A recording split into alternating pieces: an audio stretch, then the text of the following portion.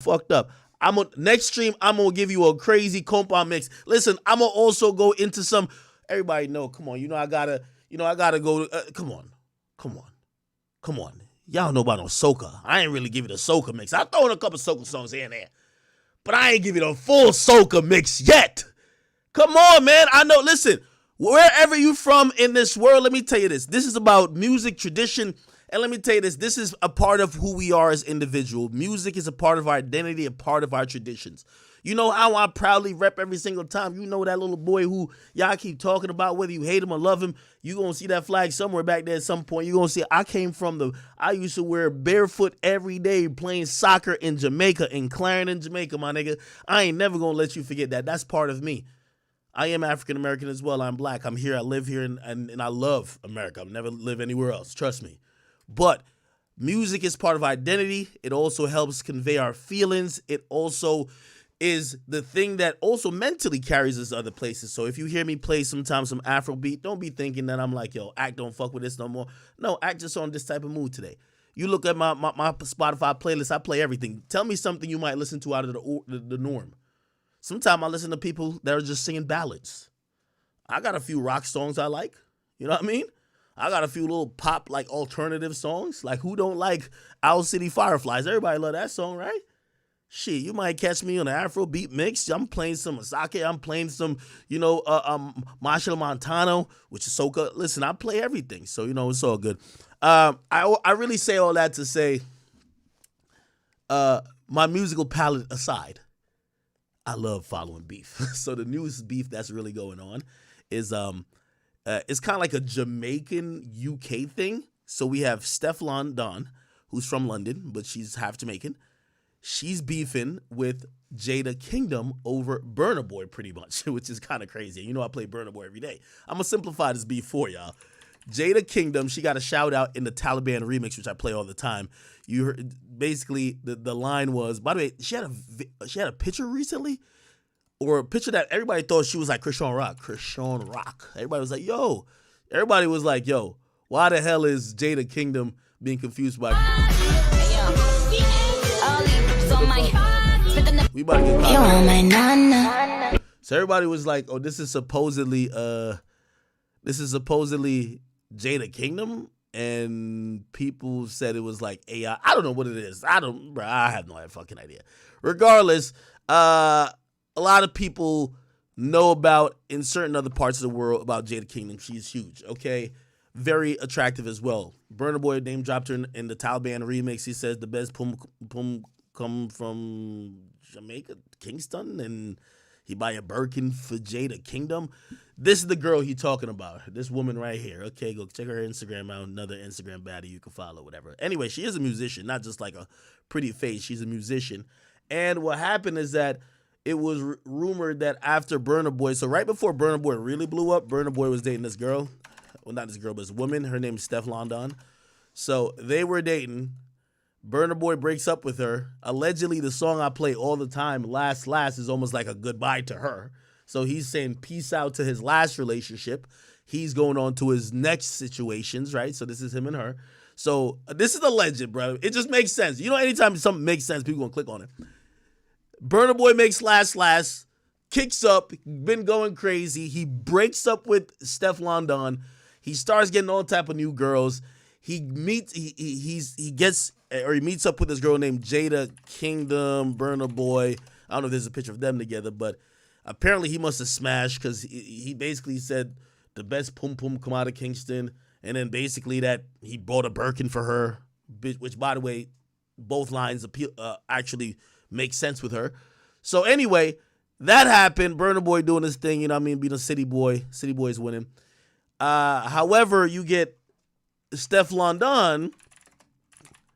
She dropped a song recently, and by the way, this is like a year long since everything happened, but she's dropped a song recently where she's now talking about, like, essentially she had a line, right, basically saying that some chicks just sell their box, and basically people felt like the line was talking about Jada Kingdom, who Burna Boy fucked it afterwards. You get me? Basically saying that she's just a prostitute, like, you know, she was the girlfriend, right? So she's like, oh yeah, you just a nigga, like a girl he ran through type shit. Put the body in a trance, you a wine, you a jiggle too, leg in the ear too, one pun in it. Actually, I think this might be one of the response tracks actually. So let me not get my timeline incorrect. Regardless, she dropped some random bars. Then Jada Kingdom came back and said, bro, who are you talking to? Put a name to the diss you got going on. Don't sneak diss. Put a name to the diss. They started trading songs back and forth, and I'm going to keep it a bean with you. And Stefflon Don, I know you follow me. I don't even know Jada Kingdom. She don't follow me. I'll never talk to her a day in my life. But I ain't going to lie to you. Stefflon Don is eating you up right now. Like, from the songs I heard, maybe I got to go back and listen. She eating you up right now. It's going crazy.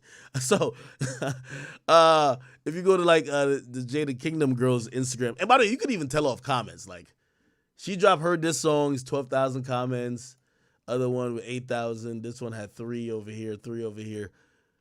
Jada Kingdom, she went crazy.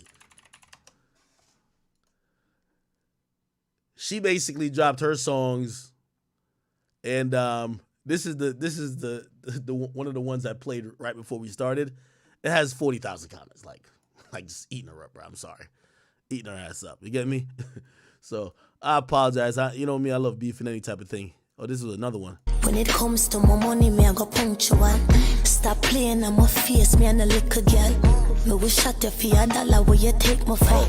Anything, come here for feed my fam. I'm causing mayhem. Them always fuck with people first and try for. So this was she made a song saying, yo, are you throwing shots at me? Basically, it was confirmed during the beef. Then she drops the kill shot direct at the chick. And yeah, yo, Stefflon Don, yo, I know you're a big boss still. Yo, you gotta come hard. You gotta come hard, because I don't even know Jada Kingdom like that, but she's going ridiculously crazy. Like, she's just like, she's been waiting for this moment. You gotta come hard, girl. Anyway, look at me inciting beef in other countries. Perfect. Okay, all right. Watch Stefflon Don, but don't follow my ass like fuck you, act. It's all good, man.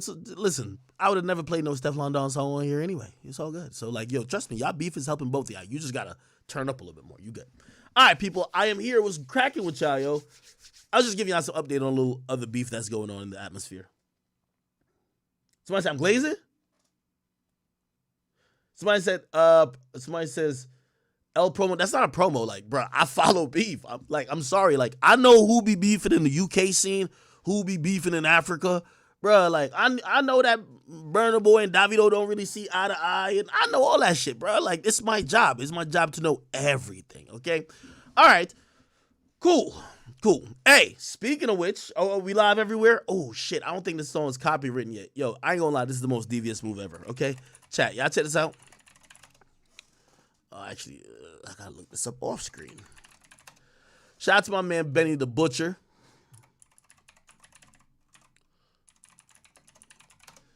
I'm gonna tell you why I'm shouting out Benny the Butcher, because, listen, after somebody done antagonized you, got you, you know what I mean, like, start playing with you for clout, the only way to handle, oh my God, good thing that's on screen, I'll be banned as hell. The only way to handle those issues is to let that nigga know you are not playing with them, period, okay? And essentially, just to put it in short, yo, Freddie Gibbs, I see you try to laugh at me, which, by the way, I got a lawsuit coming for you for that. Don't ever accuse me of some shit I didn't do.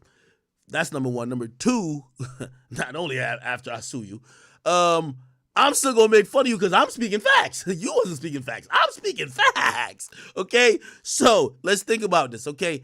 Freddie Gibbs, wife's of a stripper, gets her pregnant, basically broke as hell, can't take in a baby. She's doing OnlyFans content with the baby hybrid, like, you know what I mean, just hibernating in the gut, okay? She drops the baby. He's claiming, yo, you was a porn star. Anybody could be the daddy. No, nigga, you the pappy. Stop capping, okay? I'm going to kill you with facts. You going to kill me with lies. Okay, let's see how this goes. Now, here's the thing. Let's give the reality about this. Benny the Butcher, because you talk shit about him too. He caught you, or at least his homies caught you, gave you the beats, took your girl's chain, almost took your chain, or took some shit from you, beat the brakes off of you. You got no get back. All you did was run to the internet, He then links up with your baby mama who was there squabbling with you for your own pride.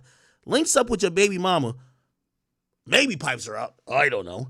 Then he writes a diss song for her to say to you where she's basically dissing you, and you got the baby, you got your own baby in the video. Nigga, you can't talk about me. You done took too many losses. I'm sorry. Here we go. We're premiering the Destiny Creams.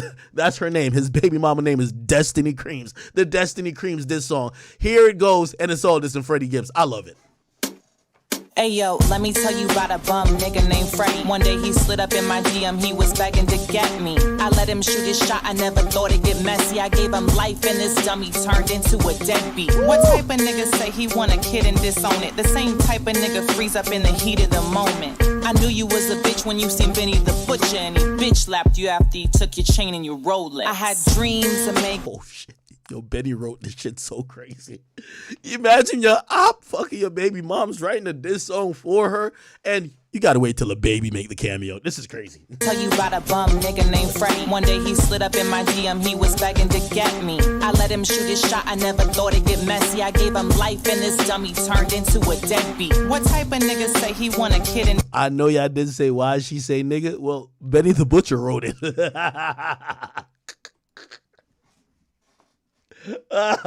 Yo, you probably forget to send her the memo. Oh, maybe you can't say nigga. I can't though. Like, just don't say nigga. Say wigger.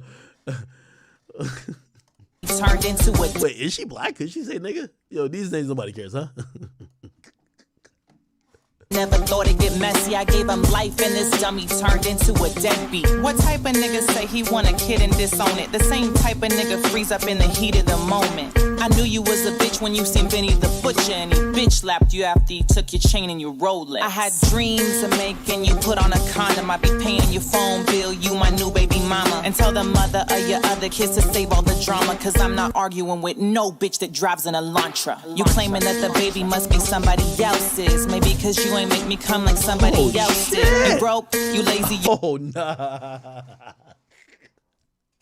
Bring out the baby! Took your chain and your Rolex. I had dreams of making you put on a condom. I be paying your phone bill, you my new baby mama. And tell the mother of your other kids to save all the drama, cause I'm not arguing with no bitch that drives an Elantra. You claiming that the baby must be somebody else. Hey, chat, you know they want a little act on the second verse, right? Yo, a little act on the second verse would be devious, right? Maybe cause you ain't make me come like somebody else did. You broke, you lazy, you a bum and you selfish. You cold, you crazy and you can't even help it. I should've never fucked with a nigga named Frederick. Nobody fucks with your music, you selling a beverage. You do. I gotta tweet this shit out.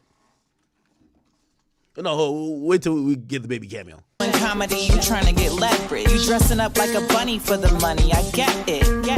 But let's stop with all the assumptions. It's true. Freddie got erectile dysfunction. I had dreams of making you put on a condom. No. Oh, the baby makes a cameo. Yes.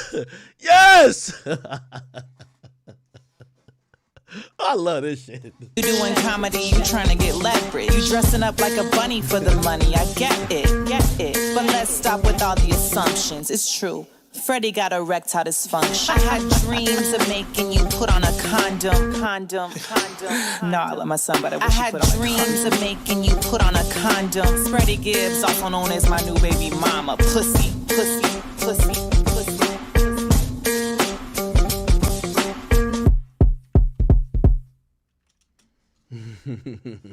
One more time.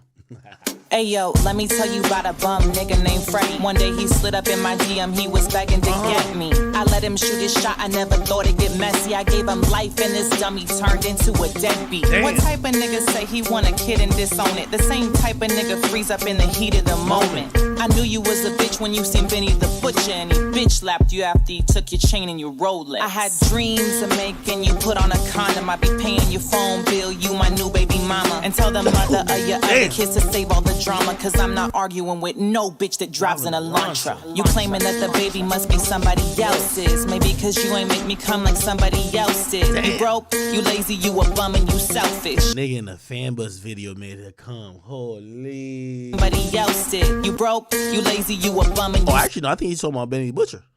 Yo, damn, Benny. I ain't gonna lie. This is how you win a beef. You beat the nigga up, you fucked his baby mama, you write the diss song for the nigga's baby mama, and you have his kid in the video. God damn, that's an all-around win. I've never seen a win this clean ever. Somebody else did. You broke, you lazy, you a bum, and you selfish. You cold, you crazy, and you can't even help it. I shoulda never fucked with a nigga named Frederick. Nobody fucks with your music, you selling a beverage. You doing comedy, you trying to get leverage. You dressing up like a bunny for the money, I get it. But let's stop with all the assumptions. It's true. Freddie got erectile dysfunction. I had dreams of making you put on a condom. No, I love my son, but I had dreams of making you put on a condom. Freddie Gibbs, also known as my new baby mama. Pussy. Holy shit. Oh, man. Yo, look at the baby. Daddy, where are you? Where art thou, Daddy? Daddy, where are you? Daddy! Oh, man. Look at the kid.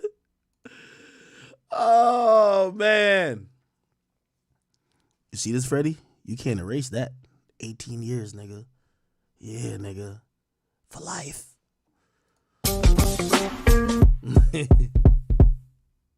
Perfect. Anyway, good little intro. That's gonna be one of my pre-stream songs. That's just fire. I ain't gonna lie to you, real fire. You know what I mean? Benny the Butcher, keep it real. Like, yo, we get to realize dudes are really good at writing songs for women.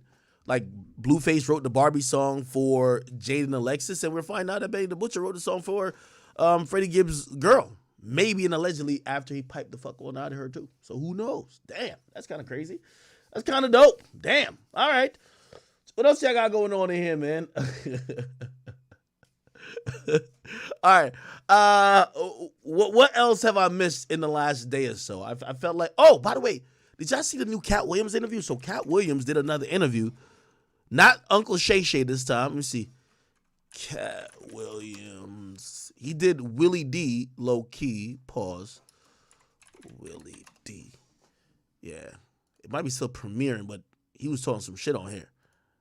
It's because of our sheer numbers. So there were 13 on my father's side, and I'm a hustler by nature. Like, if I get a hold of a lick, I want to see how many. I do all of that, but I get to eat there for free. So I come later. I'm trying some time and have a 5-star lunch as a 12. Develop this relationship. Without this nose, we can tell you this is whoever it is. But with that nigga nose, it can only be niggas. Why would somebody vandalize a whole face and only vandalize one part? Nobody wanted to knock an eye off or take an ear off or no chins missing. No, just the nose. Because it's a brand. It's a brand. All right, go ahead. You have an uncanny way of the. I ain't gonna lie, I'm looking for the shit talking.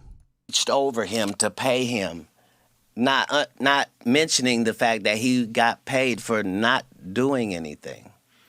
Well, let's start at the beginning of the Reliant thing. I don't know if I wanna. I'm gonna start, and then you can do what you want to do. Fair enough. I never go to the city and go, hey, do you guys have some comics here? I'd like to add them to my show. I just don't do it. I travel with the comedian. It's ridiculous. I'm offended. I'm offended. Why? Because even if it's celebrity boxing, I need you to sell tickets too. Oh, shit. Oh, here we go. For performing. So he got the check of the performer. This is what he's angry about. Imagine the audacity. Remember, your story is that I'm kicking you the fuck out. Get out and lock arms and don't let him in. Wait, what are you Having doing? this question. This is like me insisting that the Lakers put me on as a starter. And I won't take no for an answer. It's ridiculous.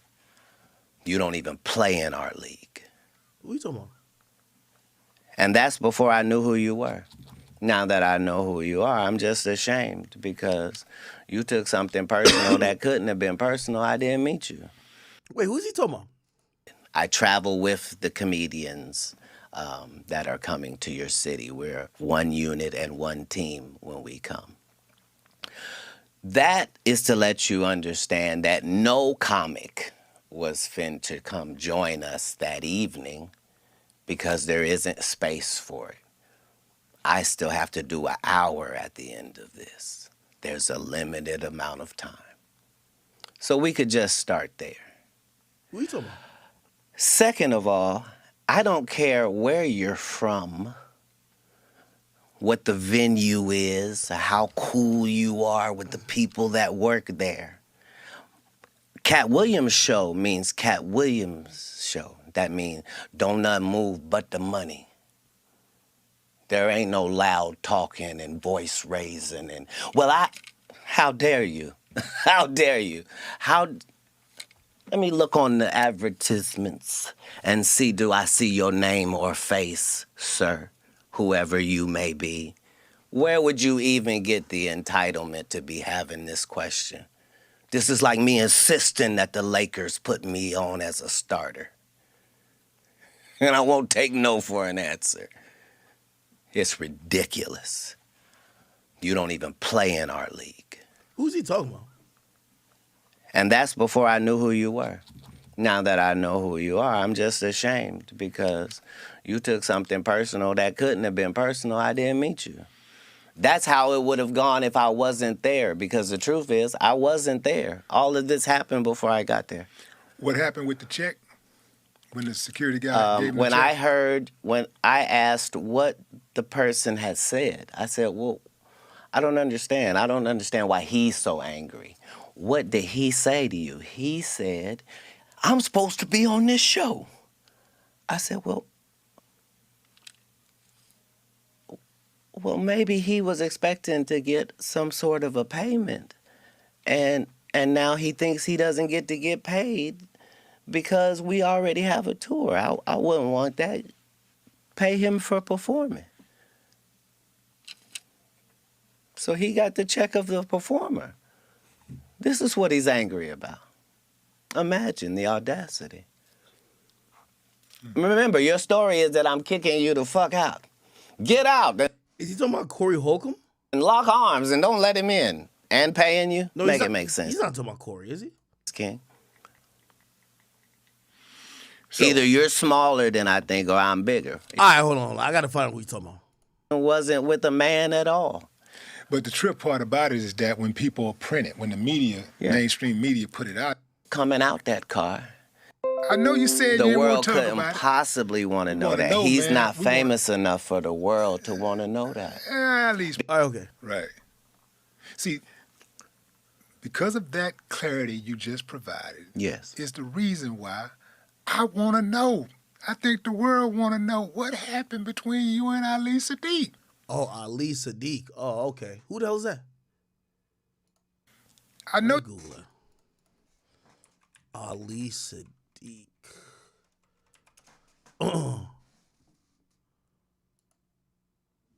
What the fuck? Is it this the guy? I've never seen this guy until now, ever in my life.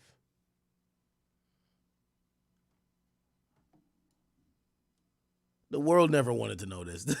Yo, Willie D, stop the capping. The world didn't know who this guy is. I didn't know who he is. Oh, you said The you didn't want world to talk couldn't about it. possibly want to know wanna that. know, He's man. not We famous enough for the world to want to know that. That's right. At least we're Because famous. my side of the world doesn't want to know that. We don't. See, Well, my side of the world. wanna here's know. the thing. What happened, man? A lot of times what liars do first is they set up a narrative and a scenario. Like Michael Blackson just got on national TV and told people, yeah, I got a beef with Katt Williams, and Katt is mad at me about this, and because I said this, and I didn't even mean it like that. And the whole time, he's never talked to me. What? That's how he feels. He's heard I'm angry. I've not had a conversation with him. It's the same with your Ali Sadiq. If it wasn't for the information that I know in my intel, I would be a fan of his like everybody else. Who wouldn't be a fan of a young black storyteller that's done time and loves his family and is a hometown guy? Like, why would he ever have any enemies in comedy? It's ludicrous. But if you pick the actual king, then make sure that your story's correct. And unfortunately, his story's not correct. No matter what he says, he never met me. He made it disrespectful that a security guard that was 6'7" reached over him to pay him, not mentioning the fact that he got paid for not doing anything. Well, let's start at the beginning of the Reliant thing. I don't know if I want to. I'm going to start, and then you can do what you want to do. Fair enough. But I think for the sake of the audience knowing, just tell them having who an Ali idea of Siddiq what we're is talking first. about. Ali Siddiq is a comedian from Houston that's based in Houston. A very fine comedian. Very fine comedian. Yes. Now, Ali said that he went to Reliant Arena and he was on the same show as you. He showed up, and the security stopped him from entering the building.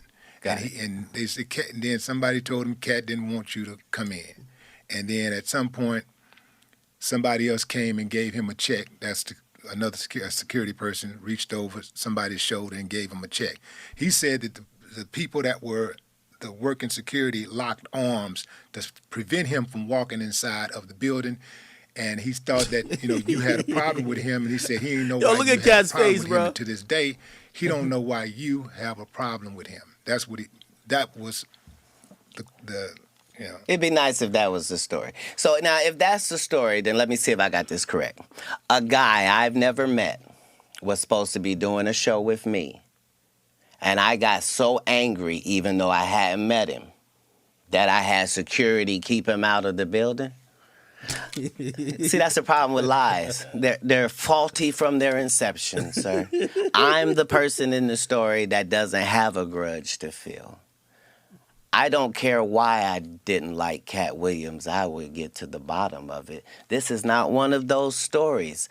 First of all, the actual truth of this matter is every city that I go to, I already have the comedians who are opening up for me. Not just this tour, but for the 17 100 city tours previous to this. I never go to the city and go, hey, do you guys have some comics here? I'd like to add them to my show. I just don't do it. I travel with the comedians that are coming to your city. We're one unit and one team when we come. That is to let you understand that no comic was fin to come join us that evening because there isn't space for it. I still have to do an hour at the end of this. There's a limited amount of time. So we could just start there. Second of all, I don't care where you're from, what the venue is, how cool you are with the people that work there. Katt Williams show means Katt Williams show. That means don't nothing move but the money. There ain't no loud talking and voice raising and, how dare you? How dare you? Let me look on the advertisements and see, do I see your name or face, sir, whoever you may be? Where would you even get the entitlement to be having this question? This is like me insisting that the Lakers put me on as a starter. And I won't take no for an answer. It's ridiculous. You don't even play in our league. And that's before I knew who you were. Now that I know who you are, I'm just ashamed because you took something personal that couldn't have been personal. I didn't meet you. That's how it would have gone if I wasn't there, because the truth is, I wasn't there. All of this happened before I got there. What happened with the check? When the security guy gave him when the check? when I asked what the person had said, I said, well, I don't understand. I don't understand why he's so angry. What did he say to you? He said, I'm supposed to be on this show. I said, well, maybe he was expecting to get some sort of a payment. And now he thinks he doesn't get to get paid because we already have a tour. I wouldn't want that. Pay him for performing. So he got the check of the performer. This is what he's angry about. Imagine the audacity. Remember, your story is that I'm kicking you the fuck out. Get out and lock arms and don't let him in. And paying you? Make it make sense, King. So, either you're smaller than I think or I'm bigger. Either one. Like, you can't keep positioning the narrative because that's all this is. This is so that in a conversation in America, there'll be something where he and I are evenly linked. And only people in his hometown are floating that narrative. I'm really him. You don't believe that there's, under any circumstances, that you and Ali can come to a resolution, just be cool? You've just talked to me. You know I don't have a bone in this. Yeah. I don't have a bone in this. So if I got him on the phone, you talk to him?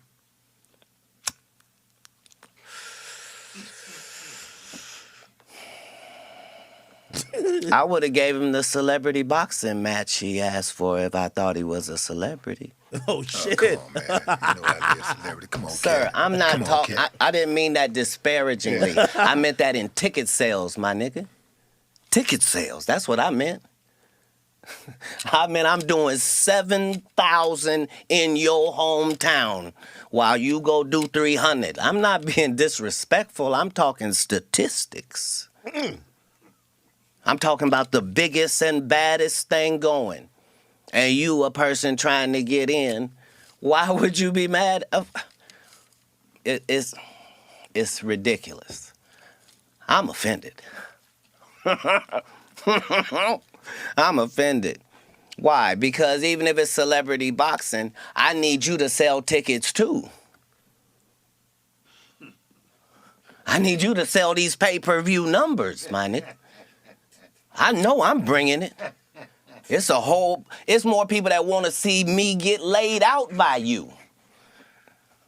And the fact that an upstanding and righteous gentleman like yourself is in that position with the only thing trying to be righteous in our lane is just more machinations of the devil. You should have a much better backstory when you pick me as an opponent. You know what, man? I'm glad you at least addressed it. Because let me see who else. So Ricky Smiley said doing the right. I ain't gonna lie, I could hear this nigga cuss out Ricky Smiley and them niggas for life. It's just too hilarious. 1,000 known comedians in America that you could have went to, and they would have told you, this is against my character. I am known for confronting my issue head up, be it Satan or his affiliates. I don't care if you 6'6". I don't care if it's 5 of you. I don't care if I'm guaranteed an L. I don't care if you put a gun in my face. I don't care about none of that. I care about doing the right thing as I see it in that moment. Yeah. Man, how did you get on in the first place as far as like with the movie thing? Like, I know I'm skipping over the comedy, but how did you get on with the movie thing? Like, specifically, I want to know about Money Mike. I want to know how you got that role. Right. So here's the whole thing. Liars always come up with terrible lies. So Ricky Smiley says, yeah, Katt was supposed to play the Santa Claus and I was supposed to play the pimp. Liars always have ridiculous narratives. Nobody in America can imagine that a real movie studio would cast 5'5", 145-pound Katt Williams as a fucking Santa Claus, number one. Number two, Ricky Smiley was finna play a pimp. Really? Ricky Smiley has played a woman more times than Ricky Smiley has played a man. He's played Bernice Jenkins 5 times. I got it in my contract that I don't work with Ricky Smiley unless he's playing Miss Bernice Jenkins. Get out of here, man. That's in your contract for real? I make my contracts, sir. Oh, when you're the master of your masters, Who the hell is Bernice Jenkins? Is this a real person you mentioned? Bernice Jenkins. Oh, nah. Oh, nah. Oh, nah. Say it ain't so. Oh, nah. Nah, when that boy right, man. That boy right. Everything else is subservient. That's why we have control. That's why we're hated, because there's something to hate. But anyway, so Money Mike, this is my first audition, not just my first movie. It's my first audition. The reason it was so great is because they allowed me to do what I wanted to do, and I needed to do things. So I needed to pick the wardrobe for the character. So Money Mike's wardrobe was impeccable because I designed it, and they made it so. I picked out the car, the color of the car. They had a guy playing a pimp. I need this to be an actual pimp. We need Bishop Magic Don Juan. Everything I had to do, me and KD Albert, who played Donna, and Terry Crews, it was all of our first project, and my job was to make sure that we came off as if we were seasoned actors. And so I put everything I had into that movie, to the point where in the script, Money Mike is raped in the bathroom. Katt Williams changed that. Why? Because it's no way. What do you mean, Katt? There's no way. What are you saying? I'm saying in a place that small, I'm not rapeable. I don't care what has to happen. That's what will happen. And so that's how it changed and became a great movie. And just the thought process that maybe Ricky Smiley was going to do that, it is laughable. But yeah, that was going to be my only movie. So I had to do everything that I could do to make sure that it went the way I needed it to. And I've done that in every one of the 60 movie roles that I've done, in the 50 network television roles. Man, I'm glad you stood on that, man, because it's a lot of people who would not have. People get blinded by that bread, man, or that opportunity. Living it, you didn't see it. Yeah, like this is that. not tumultuous. Okay. Listen to 9 Inch Nails, and I could listen to Prince. The slight amount of advertisement that they allowed me to do, and the fact that in a place, Same comedian tell the same jokes, 100 times in a row. you let some of these guys are let a still- rapper rap the same songs, though, and you let a singer sing the same songs, the classics, and you'll allow that. And so Yeah, but funny is supposed to be spontaneous. So that's the difference. Well, understand that comedy has its roots long before social media. So before social media, you might have heard that this comedian is funny, right? And somebody might have told you what he said, but it didn't sound that funny to you. They just told you what he said. But when you see him in person, oh, he's hilarious. And so comedy always had a cycle where you showed. You know what I like about Katt? He's really a brilliant orator. Yes, comedians had gotten so lazy that they were doing one great set that they had on Comic View or Def Jam, and they were touring that for 15 years without changing it. And so we made it a part of our effort to push the fact that you should be writing new material and shaming the community into it by just, I'm going to keep putting out these specials and it's new material. How long are you going to continue to tell these jokes? Because in a minute, 100 cities. it'll show you a whole new side of you. It's very important. It's very important. For that long. Well, you're outmatched. My defense is to these police. I'm trying to skip through it. Me, then crossed my mind. The drugs. I never heard about nobody having a good time on drugs or, oh, you got to take this so you can feel it. I didn't see it from that way. I had already seen what it would do to people, and they're telling me, like, I'm letting people tell me, hey, don't do this. Don't get to. Somebody else came and gave him a check. Okay, all right, good. Y'all can go watch that interview.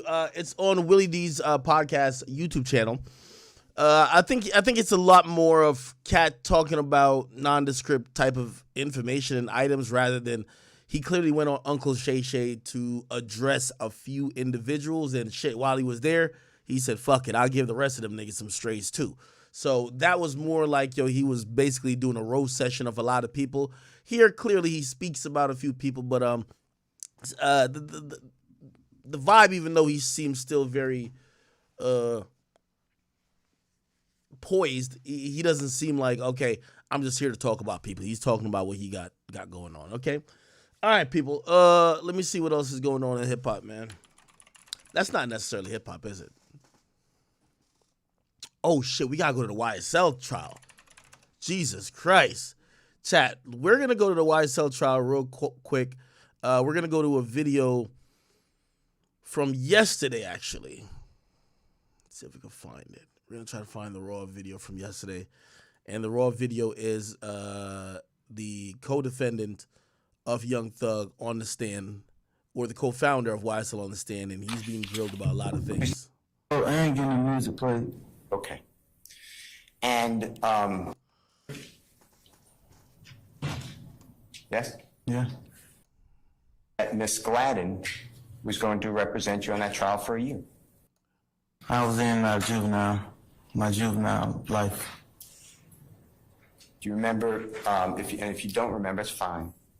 Remember being sentenced to a year? Okay.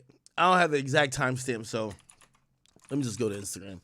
Regardless, he gave a lot of testimony. A lot of people believe that this guy is pretty much undercover in the sense of he's there on the stand to fulfill his obligations, but he's protecting like Young Thug and everybody's best interests while being on the stand. By the way, let me see. I could probably find the time. Let me see. I'm going to see if I can find the time. It might have been through a recross that he was asked some of these questions. Let me see.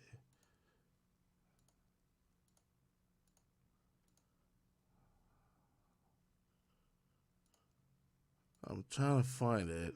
Can't really. Give me a second, though.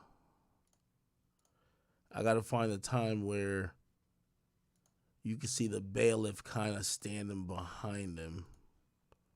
So maybe it's the day before that? Oh, that was part 2. Damn, these trials are long as shit. This was part 1. Okay, so I guess this is when the state ended their cross. A member or right here. associate of Young Slime Life Gang?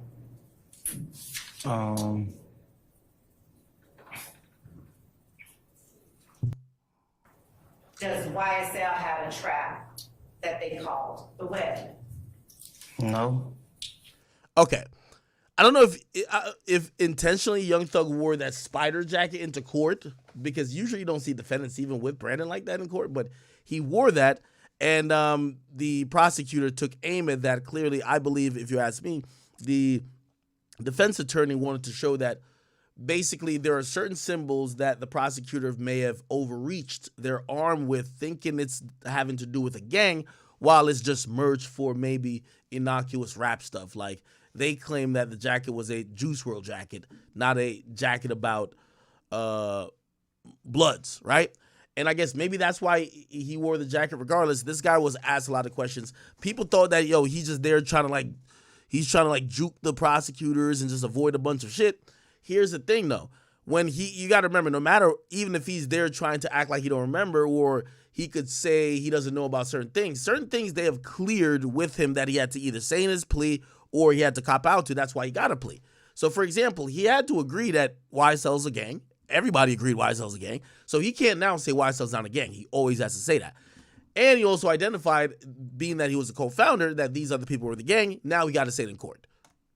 He may have, but if it is, it's a long time ago. I don't think, Now, When would it have been that he would have been rapping about rock crew? hanging around the older guys or doing stuff that the older guys were doing. Did you testify last week that you, Walter Murphy, and Jeffrey Williams are the founders of Rock Crew, of Young Slimelight? Yes. All right. And did you testify last week when you spoke, we needed to get away from the gang activity that Rock Crew was known for? And so we changed our name to Young Slimelight. Yes. Who is the we that you were speaking about when you spoke to the jury? People who I grew up with, my age group, my brothers, all the names I gave. Those people were those people founders of Young Slimelight? No. Let me grab some water, by the way. So why then would the founders of Young Slimelight need to rebrand from Rock Crew?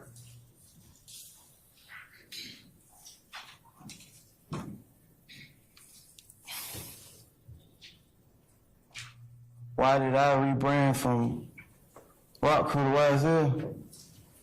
You said last week, you did not, Yes. that you did not say you, Yeah. you said we. So why did we, as you put it, need to rebrand to Young Slimelight?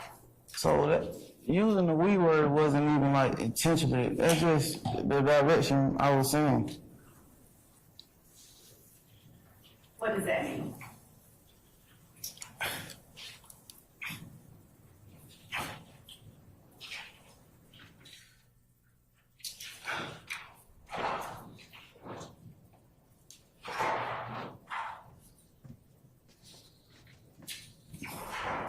That the words I was using wasn't like thought out or like I'm just answering your question to the best of my ability. Okay. Were you trying to be honest at that time when you said we needed to get away from Rock Crew? I'm being honest the whole time. Specifically, when you spoke of the we that needed to get away from Rock Crew. Yes, I was being honest. Okay. And do you recall what you said about needing to get away from Rock Crew being known for committing criminal street gang activity? Yes, we as in everyone who was willing to do something else. That's we as in it, yeah. Were we not talking about the founders of Rock Crew, of Young Slimelight? So a lot of stuff being said, and I'm trying to my best ability to follow the questions and follow with my answers. Damn. Who is telling you a lot of stuff? You asking me a lot of, not telling me, asking me a lot of stuff. Was there any part of what I didn't, or what I asked you last week that you didn't understand? Yes, but I'm making my best to process it. And do you feel like you can't ask me to clarify?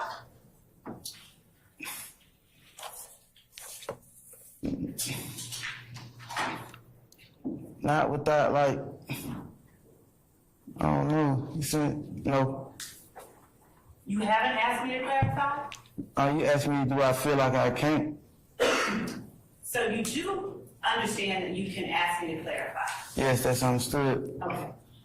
By the way, chat, what the hell does spider with a 5 in the middle mean? I have no idea. Is that some blood shit? Like, it's no way Young Thug would wear some blood shit in court, right? There's no way you would wear anything gang-related in court at your RICO case. It's impossible. So, like, once I seen that, I was like, I know they call him Spider, but that got to stand for some Juice WRLD shit, right? Like, clearly. Like, I don't know. That looked like it was a play. Somebody said 5 is blood. Somebody says 555 rip Juice. And did you ask me to clarify that before you explained to the jury why we, as you put it, needed to separate ourselves and disassociate from Rock Crew? I didn't ask you that because I'm trying to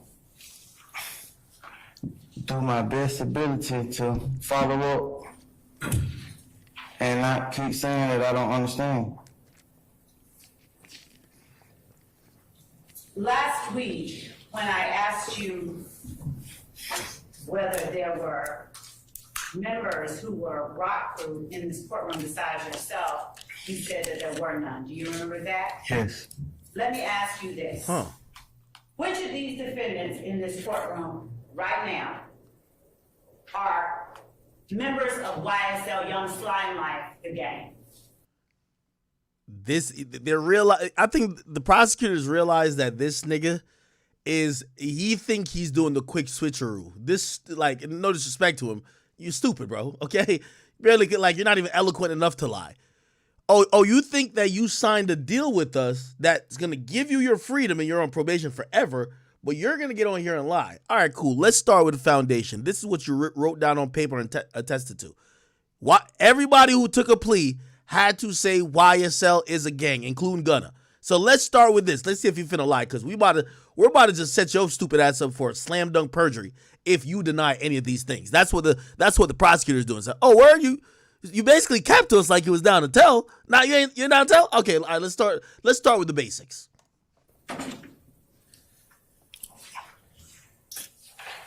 Which I don't know if he realizes everything you've said before, acting like you don't know, slime stands for slug life, all that bullshit.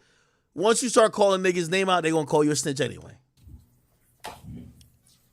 All of them. Ooh! Wait, he said what? Separate ourselves and disassociate from Rock Crew? I didn't ask you that because I'm trying to do my best ability to follow up. You said Thug, so you do call Jeffrey Williams Slime Life the gang. So who in the courtroom is a member of it? All of them. And by all of them, would you please call them by name?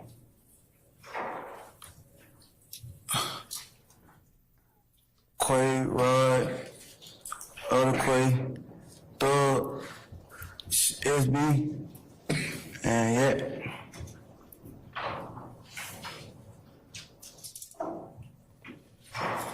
You said Thug, so you do call Jeffrey Williams Thug? Yeah. And Yak, is that Diamante Kendrick? Yes. SB, is that Shannon Stillwell? Yes. The two Quays, is that Marquavius Huey? Yes. And Cromarvius Nichols? Yes. Lil Rod, is that Rodelius Ryan? Yes. All right. Now, does telling on your friends to a jury make you a rat? Hey, this is what happens when you agree to snitch and you try to get up there thinking you could ballerina dance with the prosecutor. She was trying to give you it lightly earlier. Hey, you're going to test a certain shit. I ain't going to make you say nothing too wild, but basically the jury going to get it. They don't get the context. Oh, I don't remember. I don't know. What? It don't mean that. I think it means some other shit. What? Oh, I don't remember. You know what they're playing now? All right, you're a fucking snitch. We're going to make it black and white. You're snitching. Facts. That's why you can't play with a prosecutor, nigga. She just asked the question where you told on, hey, who's in the gang? And we're talking about the gang, not the record label, the gang. You named everybody, and you're saying Thug is Jeffrey Williams? Perfect. Got it on file. Now we're going to ask you, you just told on your friends. Is that snitching? Look, he confused as hell.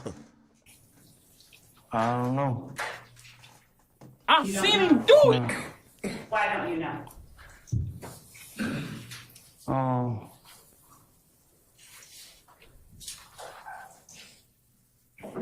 I I don't feel like telling the truth should make you a good or bad person. All right. I'll do this stuff.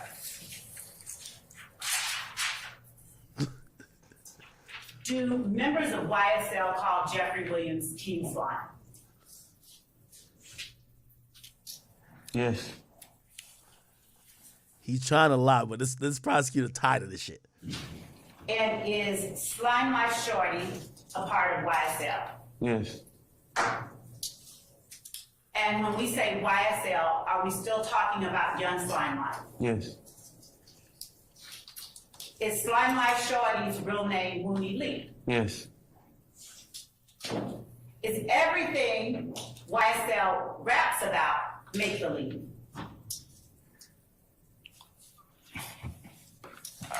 I can't answer that. I don't know. Stop playing. You don't know? No. You don't know whether any of what YSL raps about is true? I will rule the objection. I mean, I don't know if it's true. They can rap about the amount of money that they have, and I don't know the amount of money that they have. I did not ask you if everything was true. I asked you if everything they rapped about is make-believe. I don't know. I don't know if they tell the truth or tell a lie. I don't know.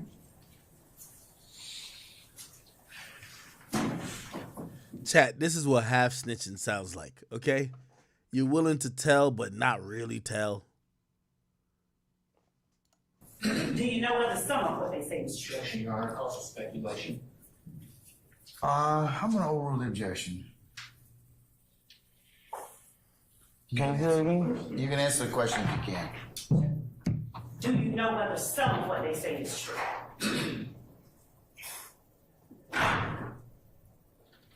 It could be some truth in some of the songs.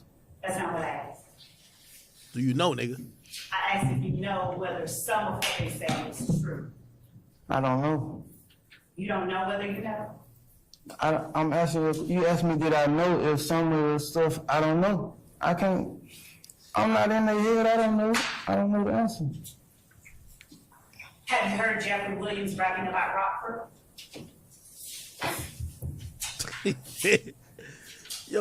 Yo, how come every time this nigga hear a question, it's like he's trying to get to a place in his brain to find the answer. He's like, wait, I never heard this question before.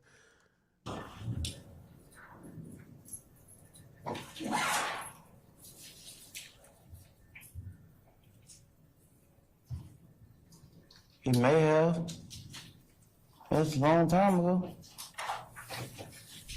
How do you know it's a long time ago?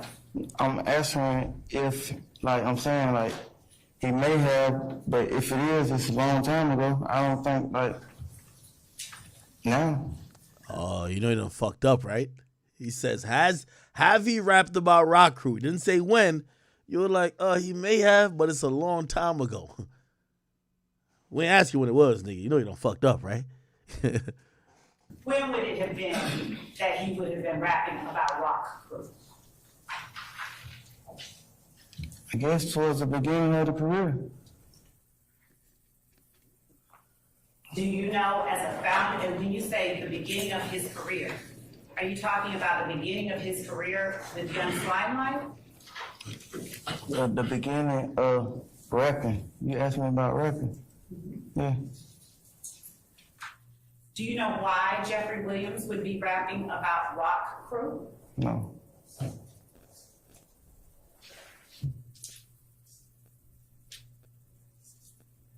You testified that you associate often with Jeffrey Williams, Thug, SB.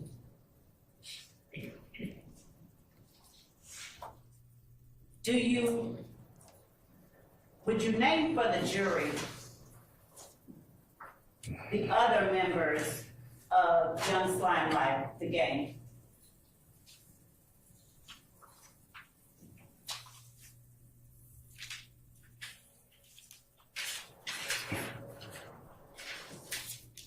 Is Christian Eppinger a member of Young Slime Life, the gang? I really don't even know him. never seen him? I seen him. Does he have YSL tattooed on his face?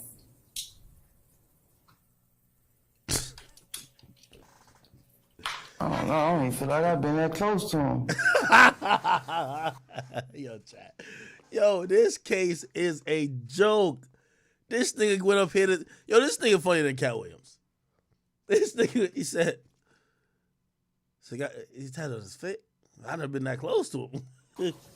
Till I study him, I don't know him for real. Why was it that you chose to put YSL in permanent ink on your body?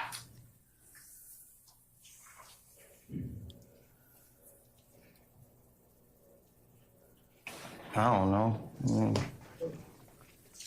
Bro, come on, bro. I really don't have an answer for that. I just chose to do it. I appreciate your honesty. Is a trap a place where people sell drugs? Yes.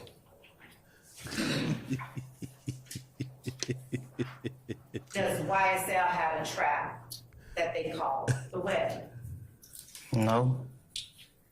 Does YSL have a spot that they call the web? Yes. What is the address of the web? 2531 Brownsville Road. 2531 Yeah, if I'm not mistaken, 25. Brownsville Road? Yes. Yo, this nigga really half snitching. This is crazy. Do YSL members call Jeffrey Williams Spider? Yes. Yo, half snitching might be worse than full snitching. Hey, chat, what's the Addy? 2531 what road? One of y'all gonna have it.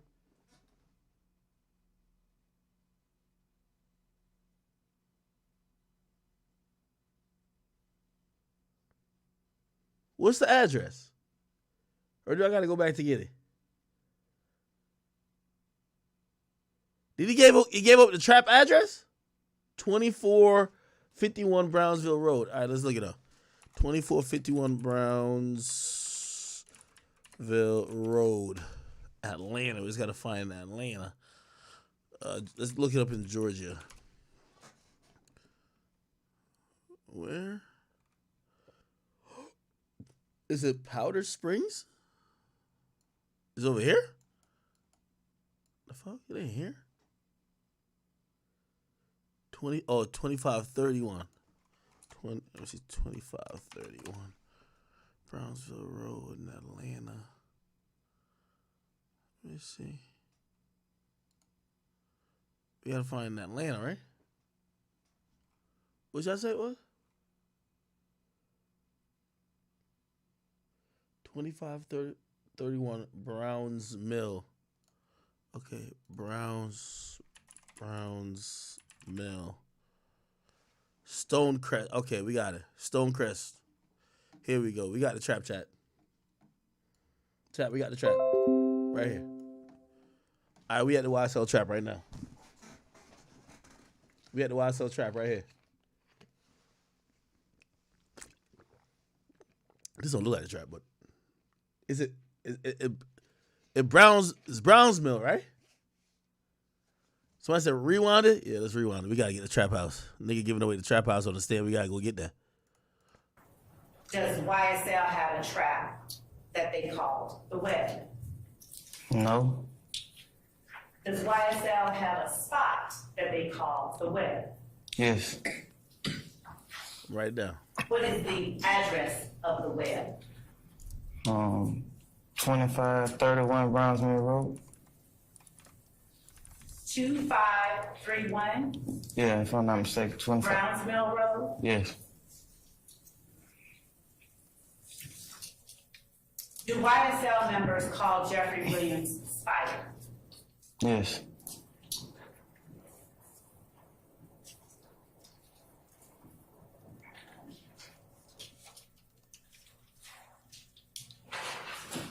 Going back to other members of Young Slime Life, would you tell the jury whether there are other members of Young Slime Life that you associate with?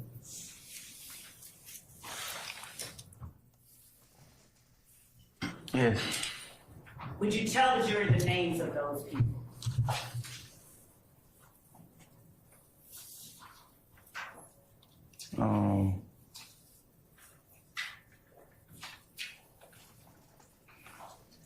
Do you associate with Willie? Yes. How often do you associate with Willie? Often.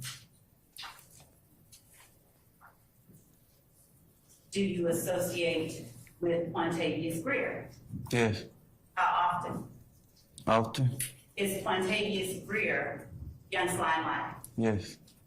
Is he a member of Young Slime Life, the gang? Yes.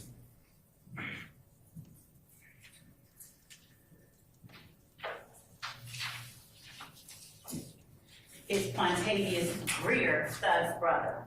Yes. What about Miles Farley? Is Miles Farley a member or associate of Young Slime Life, the gang? Yes. Is Martinez Arnold a member of Young Slime Life, the gang? Yes. Is Martinez Arnold also called Duke? Yes. What about Durante Beebe? Yes. Is Durante Beebe called B also? No. What do you call him? BB. And Beebe, is he a member of Young Slime Life, the gang? Yes. Damn. Is Javaris Bradford or Tuda a member or associate of Young Slime Life, the gang?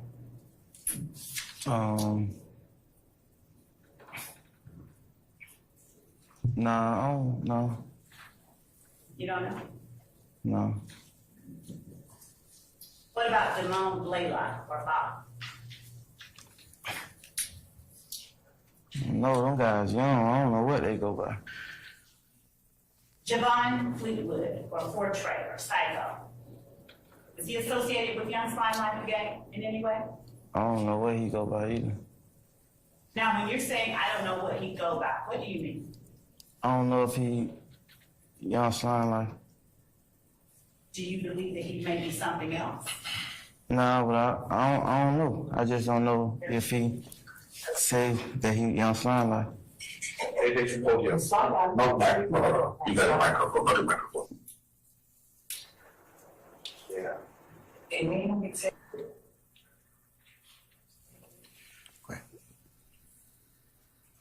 How do you know that the other people we just talked about are members of Young Slime Life, the gang?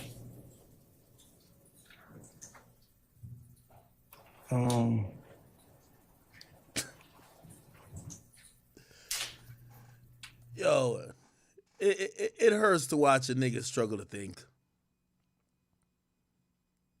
It's like he's struggling to think, bro. By association, I guess. Can you explain? Cause we all hang with each other. Demekion Garlington, is he a member of Young Slime Life? Yes.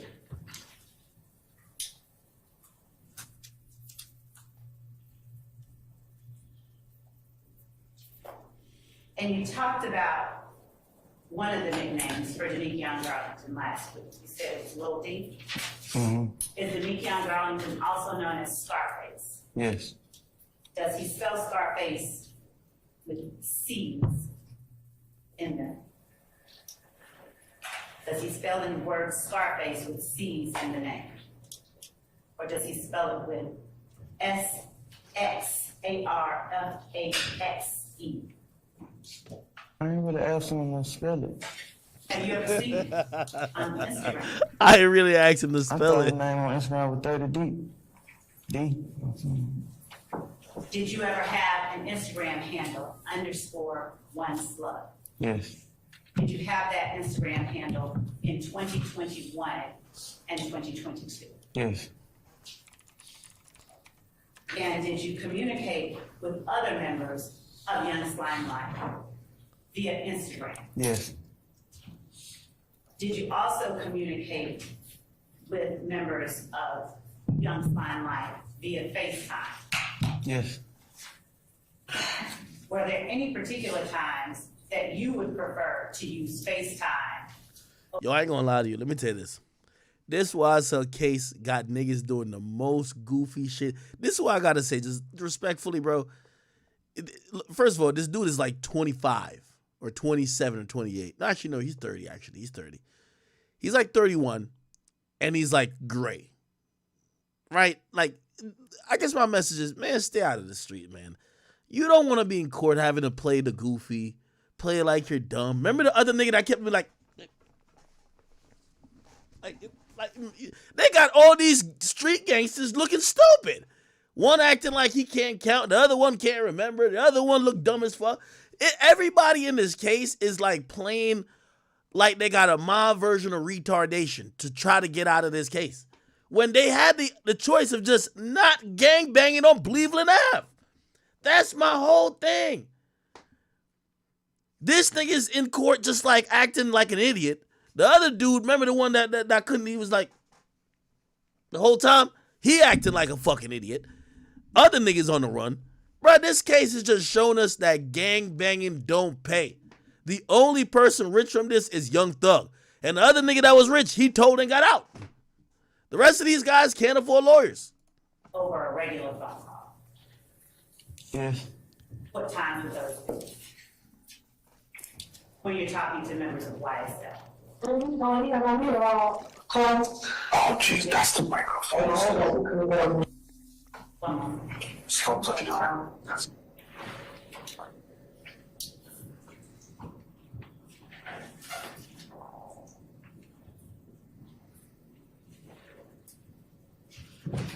Go ahead, you may answer. I prefer FaceTime over any form of like communicating. It's kind of what the iPhone was made for, FaceTime. I mean, like, that's what I feel like. Is Quindarius Zachary? Oh, real quick, because you know, we see everything. People done told me Gilbert Arenas done mentioned the boy, mentioned the king, and yes, I saw it when y'all first told me. I just had to get the context because I'm not about to go watch their whole show. Just had to feel if it was like complete disrespect, and I needed to, because ain't nobody above getting the smoke. I don't give two fucks. But from what I hear, it's harmless fun. I think he spoke about the Danny Green situation. I've told that story a bunch of times. And yeah, fuck Danny Green and fuck it. I don't care what nobody said about that. You see, I get on this mic, and let me tell you why I seen some other bum. Let me address this too. Jeff Teague, you sit next to two fucking haters on your little podcast. Listen, them two niggas is just classless bumps. Nobody want to hear your opinion on nothing. Definitely not me. You feel me? I'll tell y'all bum-ass niggas this too. The difference between me and y'all trying to cross over to my world. I didn't start as an athlete dribbling between the legs, my ankle gave out, ACL don't work. Now I'm sitting down in front of a mic trying to light it up. No, nigga, I started from day one, kicking down the door, lighting it up on the mic, okay? So you niggas, get your training shoes on, get out the D-League, and get up into the pros. I'm in the pros. So let me get this straight. And by the way, this is not to my man, Gilbert, that's my guy. What I'm saying is this. I use because one of the bums on Jeff Teague's podcast said, yo, act must be run out of content. I never run out of content. Here's the difference between me and you. I don't get up on the soapbox and act like I don't live life outside of this. There's a bunch of people who do all this talking. Let me tell you this, for any great broadcaster, when you're going to get up in this shit, you get to your ultimate potential no matter what when you start being a little bit self-deprecating. You can't only be the person talking about other people. You hear when a nigga gets on a platform and says, academics is lame. Bro, I don't know I don't know how many bitches done cheated on you. I don't know how many bitches done took your money, did shit to you. I know nothing about you. Everybody's perfect until you show your flaws. I've showed every flaw that I've ever had. That's the difference between me and everybody like y'all. Y'all can't fuck with a nigga like me because you wouldn't put your bullshit out on Front Street. I try to wear it out on the public because I ain't trying to hide shit. I live on this microphone, and I live with what I say, and I live with anything I walk around with it. I'm not over here just saying, I'm just trying to give some opinions to get some money and get off the mic. No, that's the difference between me and y'all. Most of y'all too worried about seeming lame. If being yourself is being lame, well, I don't want to be you. Because here's the thing. everything you've heard me say, shit, a lot of some of these stories, I'm like, ain't my proudest stories. And this is why, like, you know, I heard people say my man Gilbert was clowning on the Danny Green story. He's supposed to clown. He's a professional basketball player now turned podcaster. I'm not mad about that. You feel what I'm saying? It is what it is. My nigga, like, shit, it wasn't my best story, but I don't give a fuck. I will tell it. Let me tell you this. The moment that you wear all your flaws and you hold it out in front of the people, the only people who gonna keep talking, as I said, everybody talking about me, I have no problem with it. You know, I'm only discussing it because some of these people are nameless and faceless. The reason we don't know you and the reason why nobody will ever know your name or really care about your comment on shit is because we don't know no bitches you fucked. We don't know no girls you wifed. We don't know your wife because you hide her in the back. We don't know what you do when you get off the mic. We don't know nothing about you. And let me tell you this is part of broadcasting. To fully build an audience, you have to put your life into this shit. This ain't some shit you just come here and get some jokes off and go home. So this is the reason why the best comedians, they tell jokes about their own life.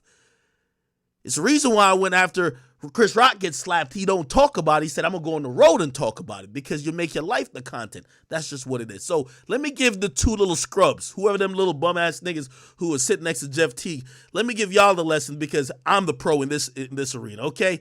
Your boy don't play in the league no more. He's over here in the D-League trying to get it popping on the podcast, okay? Yeah, you're talking about academics and I don't even know your name. Second of all, my man Gilbert Arenas, if him and the rest of the athletes alike could absolutely get their jokes off of me about it because actually I would love to talk to Gilbert about it because this is a athlete like regular nigga situation. An athlete DM a nigga bitch. I'm sorry. Yeah, I DM that nigga's wife. I'm sorry. Let's swap it out. Anyway, for the people who thought I'd be offended, I like Gilbert Arenas. Gilbert Arenas got hired at Complex. When I started at Complex too, he was doing a sports show. Me and Joe was doing Everyday Struggle. He's always been funny under all my comment section. We don't see eye to eye necessarily on every single opinion, but he's always well thought out. And if you watch his Vlad interviews, my nigga got stories for days. He puts his life out there as well. That's another thing I respect about him. If you listen to Gilbert's story, Gilbert has told many fucking stories about his life that you could hear and be like, yo, damn, nigga, damn, you were down bad there, or okay, you flipped it. I respect Gilbert. I like Gilbert a lot. So I know some of y'all wanted me to just, I just had to, people were telling me what he was saying. Like, oh, anybody could get at me about it. Danny. Somebody said play the clip. I'll play the clip. I don't know what timestamp is at. Y'all got to give me a timestamp because I can't listen to the whole thing. Anybody got a timestamp for me?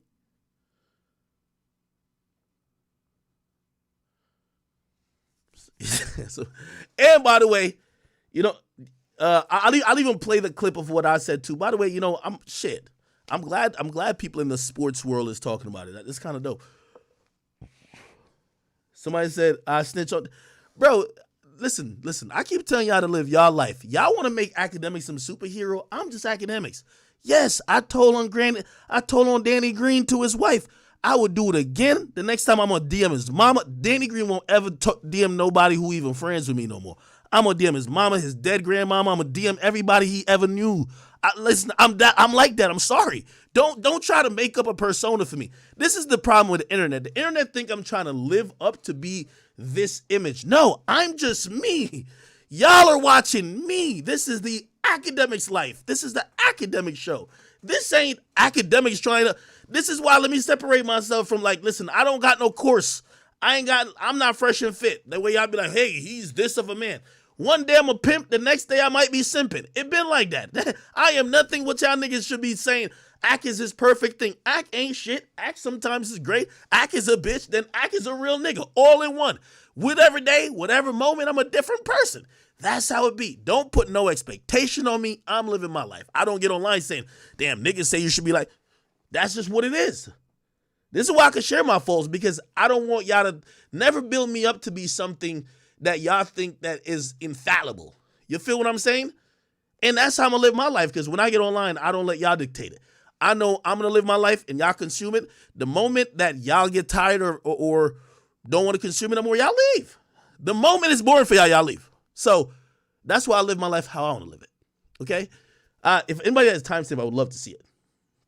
Somebody says, Act you the price, can't I be here tricking? I'm not a trick. By the way, I despise that label.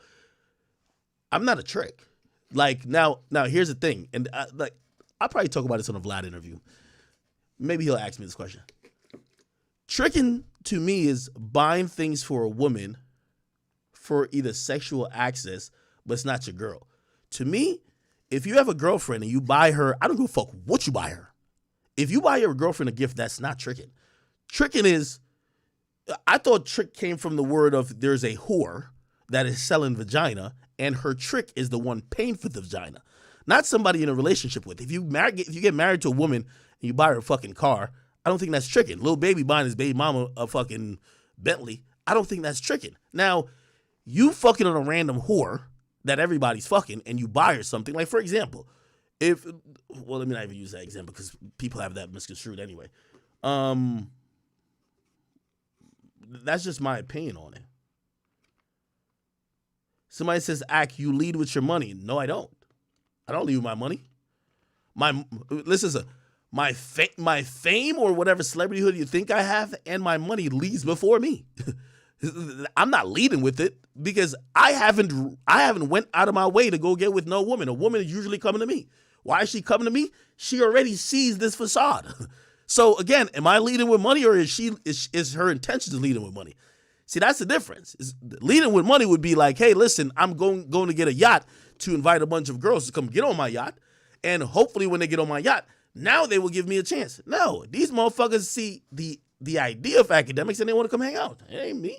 I'm not leading with it. Nigga, what you want to be like, hey, I'm Livingston Allen and I'm like incognito? No, nigga, they all see this. Sorry. Leading with money is very different. You know what I mean? Leading with money is saying, yo, I'll tell you what leading with money is. Say you a rich guy, but you're not famous. You DM a girl and say, hey, yo, I'm going to Bali this weekend on my private jet. You want to come through? That's your way to get her to hang out with you. You led with money to basically tell her, hey, come to this really attractive, costly thing that me and you could hang out. So I led with the money to get you here. Now I'm hoping, yeah, that's leading with money. Like if a girl wants to hang out with me or if a girl wants to see me or whatever the case is, how necessarily is that leading with money when it's not like who I am is probably more even important than that? You know what I'm saying? Somebody says YouTube. Do we get disconnected? Somebody said, don't act like you don't throw success in bitches' faces, be honest. Nigga, I'm successful. Yo, here's the thing.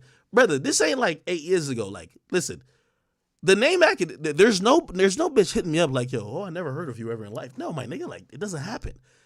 And with the exception of maybe, I can't even think, with the exception of maybe one or two girls, most women that I've ever really linked with for a good while, they approached me in reality. So, this is what it is. All right. Yo, if you got a timestamp on this thing, shit, let me see. Man, I'm trying to figure out still what happened, actually, that made it all go down. He was mad she didn't show up like Coretta because she white. Fuck happened? They're telling me, yo, what's up? Okay, if y'all got a clip, I'll play it, but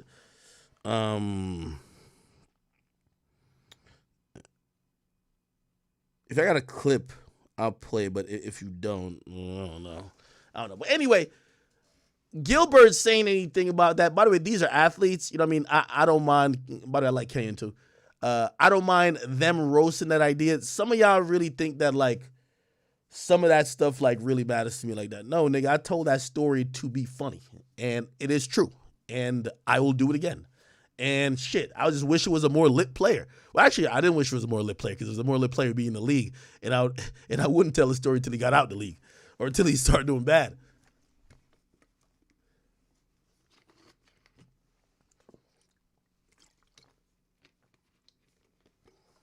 $40 minutes, thank you. No, this was all new to him. Like the whole when he found out it was Danny, it was like, what's new to him? Somebody, being a man? Nah, somebody going after what being he a thought man? was. They're with you. All the way. Yeah. Is this? Yeah. Like you like no, bro. But to his defense, Ain't no defense to that shit, Rashad. Going to his wife? No. I'm just Ain't no for defense to that academics. shit. Ain't no defense to that whole ass nigga, man. He didn't know. This was all new to him. Like the whole, when he found out it was Danny, it was like. What's new? Yo, the only reason why Kenyan's saying this, yeah, Kenyan niggas been snitching on you too. It's all, yo, y'all NBA players be thinking y'all too lit, man. I'm sorry. Nah, y'all athletes stay away from me, nigga. To him. Somebody, being a man? Nah, somebody going after what he thought was his. Being a man? Yeah. He young. He ain't never had that. And think about all the young niggas that he's above. No, Rashad, I think I'm gonna try to explain what you're thinking you're explaining. You're saying that I've never had a person go after my girl. No. I'm gonna be honest with you, right? And by the way, like, shit, I felt a little bit way about Thug too. Because Thug said some shit to Shorty when she went to a video shoot. I'm gonna tell you why. For me, it was about when I'm coming up, there was mad rappers. This is before, like, I had to really get big act on this. You know these niggas is pussy. They're dumb pussy now. They don't want to really go no back and forth with me now. But when I got in the game, because I was this faceless guy, just a computer voice, these guys used to just, like, overtly disrespect me. So now I felt I was at a level where pretty much I'm known in the culture, and I'm still getting disrespect. So really, it wasn't necessarily over the girl. It was more like, bro, you only know this girl because I'm dating her. Like, bro, it's not like, bro, put like this. If I'm dating a famous girl, I don't care. You only know this girl because I'm dating her. So I felt that was it. I'm like, damn, you just gonna, like, it's like saying, yo, if he could get her, like, I'm gonna holler at her now. I'm like, so I felt it was disrespect. So once a nigga disrespect me, I like to up the disrespect. I'm gonna DM your wife, nigga. Like, fuck that, nigga. If you got a problem, you gotta see me about it. But that's what it is. That's where I lay with things. Shit, even with the Sway Lee thing, and me and Sway, we talked about it. Sway DM like either 2 girls I've been with before, and I'm thinking, I'm like, yo, Sway. At a certain point, it's like, my niggas, it's not about the girl. It's like, dog, bro, I ain't finna DM. Bro, it's almost like disregarding the fact that, especially when it's a girl that nobody knows. You know that that's your man or somebody you would know, and you're like, fuck that nigga, man. Because I ain't gonna lie, if I'm DMing a nigga's girl and I know it's his girl, I'm saying fuck that nigga. Fuck that nigga. Like, bro, she might be going. Well, don't play with me. Don't play me. Unless you're down to play the games I'm down to play, because I'm down to play some very devious games. There ain't no referee in the games I'm playing. And there ain't no 24-hour shot clock, and there ain't no 48-minute game. I play a game that I'll do this shit for years, and I will fuck up your life. That's all I was trying to get at. By the way, that's more a long time ago. All these niggas got a tremendous amount of respect. That's early 2017 act, where I'm like, now people know my face, but like they're acting like there's not like there's like my name isn't given the okay. He's a guy who we want to talk about. They're almost talking like he's a guy that's not in the industry type of shit. I remember I was fighting that thing on multiple fronts. It wasn't like only this. Is like I'm fighting that on the front of people like, yeah, but what he doing ain't media. Like, what you mean what I'm doing is not media? What? Like, that's disrespectful. Oh yeah, here is the best people in media, and they was leave me out. And I'm like, word? Like, I don't. So yeah, nigga, I take personal vendettas, and I be saying fuck a nigga family, like. They would never try to come take something that's his. So this is somebody like, nigga, I'm bigger than you. I'll take whatever I want. And he didn't do that shit because of him. Yeah. I know he didn't, but I'm saying he thinks his irrelevant. He's thinking he's untouchable. Between what Danny did and him, his girl, he was irrelevant. No, for sure. Right? But he don't know. Katt, for me, well, I'm telling you, listen, you can say how you say it. How I say it, no. You only know this bitch because of me. Fuck her, though. You trying to play with me, which means I play with you. Pause. I play more devious games. I'm telling you, I would DM all y'all sisters, y'all mamas, y'all wives, anything. Like, nigga, I'm over here clowning Freddie Gibbs and his baby mama. Like, I'm not saying I'm off the. If you get a one up on me, get your one up and go get your win. But me, I play in that arena. No, that's what I'm saying. He had no idea this was a part of the game. So he didn't know he was irrelevant. Yeah, he didn't. He thought he was the hottest shit. He was like, my bitch ain't gonna never go fuck over on me with another nigga. So to his defense, he's like, nah. Like, bro, I get that you caught feelings and you did this, but this is how the game go on our side. When we try to tell these stories about, hey, we sit on the bench, you go to the bathroom, boy, she better be tight with you. She better be Harley Quinn with you, bro. By the way, I get what Rashad this is Rashad McCants, right? I get what he's saying too, though. I definitely get what he's saying. Because if she not, ball boy. Well, how important is it to educate new money on the rules and regulations of the work? Dog, it ain't about new money, dog. It's about being a man and doing man shit and not, it ain't about having money or not having money, bruh. You don't do that. Stand on your square. You don't, it ain't about having money. Hey, listen, this is where I'm proud. You see, I keep telling y'all, I'm not coming in here to whatever y'all version of a man or whatever. I never came in here to sign up for none of y'all like rules. This is why I'm not street. I didn't come in here to sign up for your code. I'm coming here to live my life. And it should be known. Anybody who knows I'm with some random and they're gonna, matter of fact, let's take it off a girl. Anybody who knows that academics is a entity or a person within the entertainment sphere, I've been here for a while now. If you choose to disregard it, I will equally reply with disrespect. If I can, I will try to exponentially reply with disrespect, which also might include your newborn baby on the way, baby mama, deceased relative. It might be on the table. I'm sorry. It's just there. I'm sorry. Like, hey, this is just how I'm moving. I'm not trying to be y'all. Don't try to be me. I'm just trying to be myself. Okay? That's it. Oh, they grew up.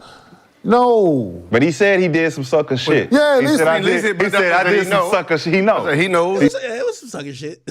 But I was glad I did it. He knows. Yeah, I mean, he probably knows now. He probably in real time because I think I knew then too. He probably felt stupid because what ends up happening is if you let it play. She said Oh, she didn't even believe me. She didn't believe me, no way. So I was like, oh, check his phone. He had to take it a step. You really think he gonna let his girl take that? Man, what's wrong with you? He said, I want to make that nigga pay. Don't ever come in my deal. This ain't you. Yeah, and just to, once again, that is, I still had a mentality, but the reason why I was acting like that mostly is because I'm a new guy in the industry and I constantly am feeling disrespect from people who are either seeing my presence but not acknowledging it. Whether it's my peers who are saying, hey, shout out to all these media niggas and they act like I don't exist. And I'm like, I'm not here. Or now, people are watching you like, because I'm seeing the numbers. I'm like, bro, there's months that I did more numbers than even the Breakfast Club. Everybody and their mamas listen to academics, right?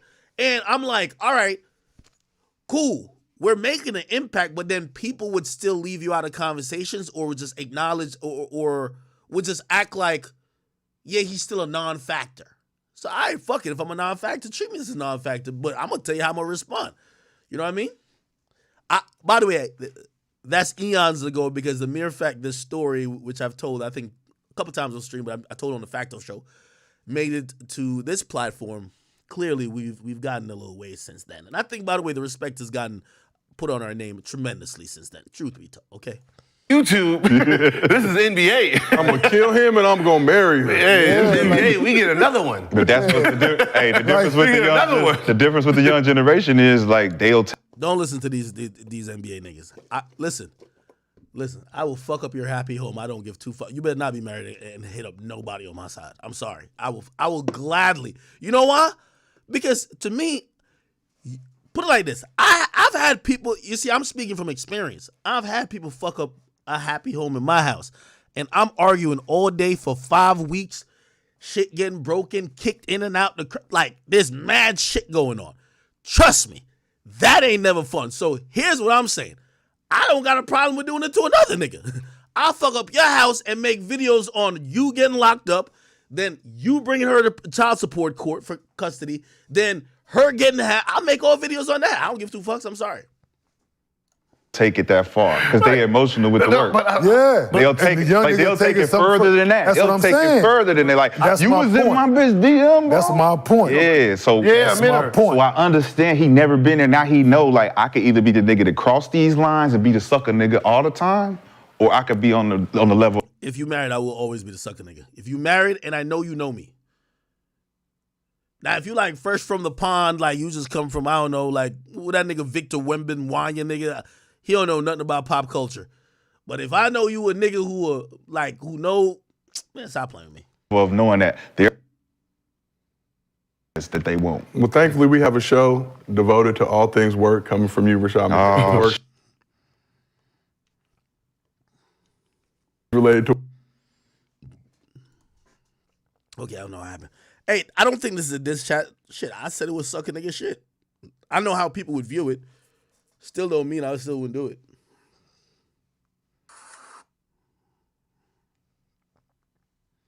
That's like some Blueface activity, huh? Blueface be doing that shit too. But people would say that's what people call now tender dick. By the way, real quick. All right, shout out to their show. I like, Gilbert Arenas. Gil, the reason why I'm sending you mad salutes and, again, I think, me and you locked in, we going to do a podcast together, is because I think when Gilbert Arenas went to Complex, and Complex didn't really have a sports audience like that, they didn't even know how to really make or compete in the sport atmosphere with how sports were being covered at the time. Everything is quick. It was a lot of different shit going on that Complex just wasn't going to win within sports. So they tried the sports debate show almost, and they couldn't even get him a good match. I think one time they even had Mia Khalifa on that bitch. And I know Gilbert wanted to make it work. Like, even though, by the way, Gilbert's such a baller. Like, I would hear stories because they worked at the LA studio for Complex. They said Gilbert show up at 6 o'clock every day in his Maybach just chilling. Which I'm like, compared to what they paying us and we have the more successful show, which is Everyday Struggle, they're probably just paying Gilbert his gas money for like that car. You know what I mean? But it goes to show that Gilbert was really caring about trying to do this broadcasting thing, and to see how that has turned into him doing his own thing, like what we're seeing here, and it's so successful. Like, this shit's hitting. You know what I mean? I hate to say it, we all needed to have probably went to Complex, seen that infrastructure, but then all been able to get the wings to do it on our own, whether it's Gilbert, Joe, me, or anyone else who kind of came through that. So salute to my man Gil. All right. It's all good. Real quick. Wait, what? There's a Carti arrest video.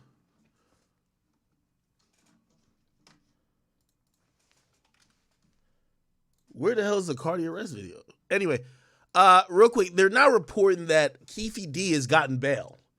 So Keef D, the person who is the accused killer of Tupac, and not that he actually pulled the trigger, but he was reported to be in the car, and even by his own admission, he was in the car with the shooter of Tupac Shakur. He has been granted bail, and I gotta find the article as I'm searching here, but apparently his bail was for $750,000, which, by the way, if we were thinking about his living condition and some of the interviews he was doing and him saying, what do you call it again?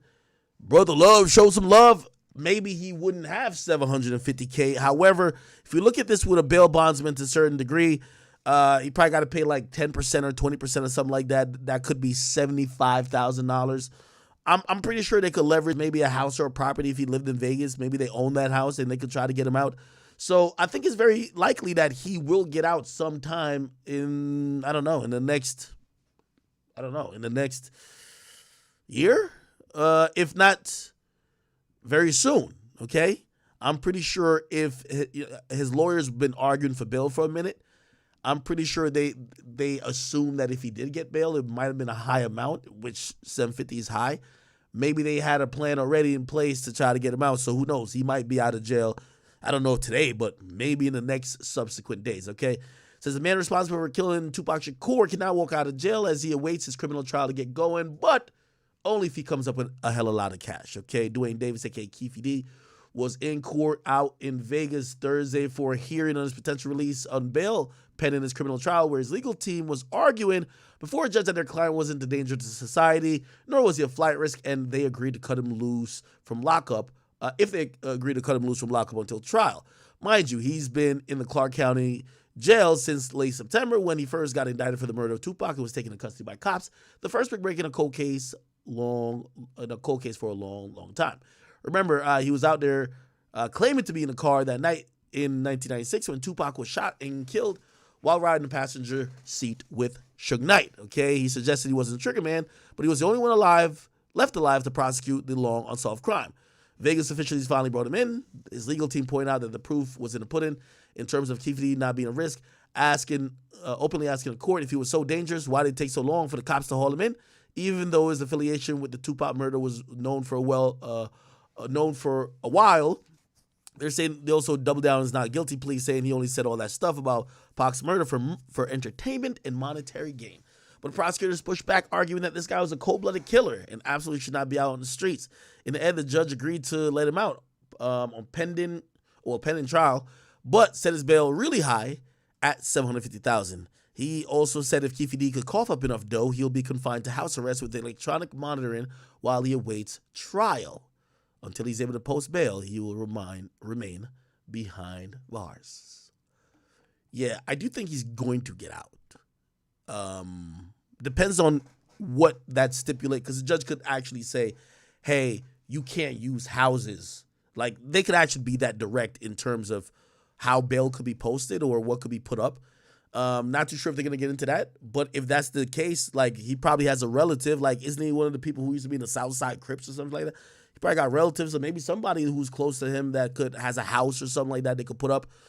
Theoretically, Keef D's not going on a run, right? Like, you would think he's not going on a run, but you never know, right? But I would think, like, his family or whoever been benefiting from him, or maybe he has kids, maybe they would put some stuff up to keep their father out of jail pending a trial, right? Which could take who knows how long, right? Could take a couple of years. Okay. Somebody said there's a Carti arrest video. Is there?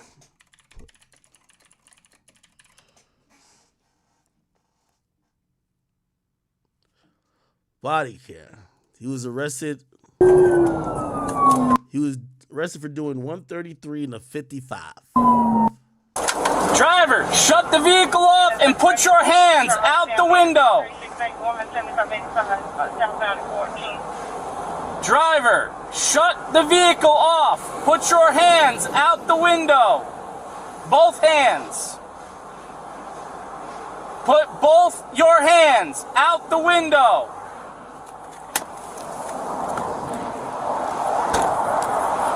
Is this gun drawn? What kind of car is this? Is this a track hawk? This is a Jeep. How the hell is Jeep going 133? Jeeps go 133? I thought Jeeps usually have like a governor. Governor is usually a thing on the engine where prevents it from going over a certain amount per hour. And usually sometimes it's 120. But if this is one of them track hawk shits, I'm guessing it could go like crazy. Is it track hawk? Is it? It's a track hawk, right? Yeah, this is what I hate about track hawks. They look like a regular Jeep. Why the hell would I buy a $100,000 car that looks like a $50,000 car? Hell out of here. Give me the keys. Yo, you know you going to jail when the cop says, give me the keys. Explain it to me. Man, I'm rushing because I had an emergency. Brother, you're driving 133 miles an hour in a 55 mile an hour zone. Right, but it was an emergency. What is the emergency? I got stuff going on with my family. I live in Oakland. I'm trying to get I got stuff going on with my family. Here's the thing. You want to have a conversation that doesn't end with you going to jail, you might want to be a little more forthcoming with the detail. Yeah, true. Like, if he tell him, like, yo, my baby mama's having a kid, I'm rushing to the thing, I'm pretty sure the cop gives him a ticket, but probably even gives him an escort to the hospital, doesn't bring him to jail, right? Like, this is one of those discretion things where the cop is like, yo, if you, like, I ain't gonna lie to you, I'll tell you a quick story.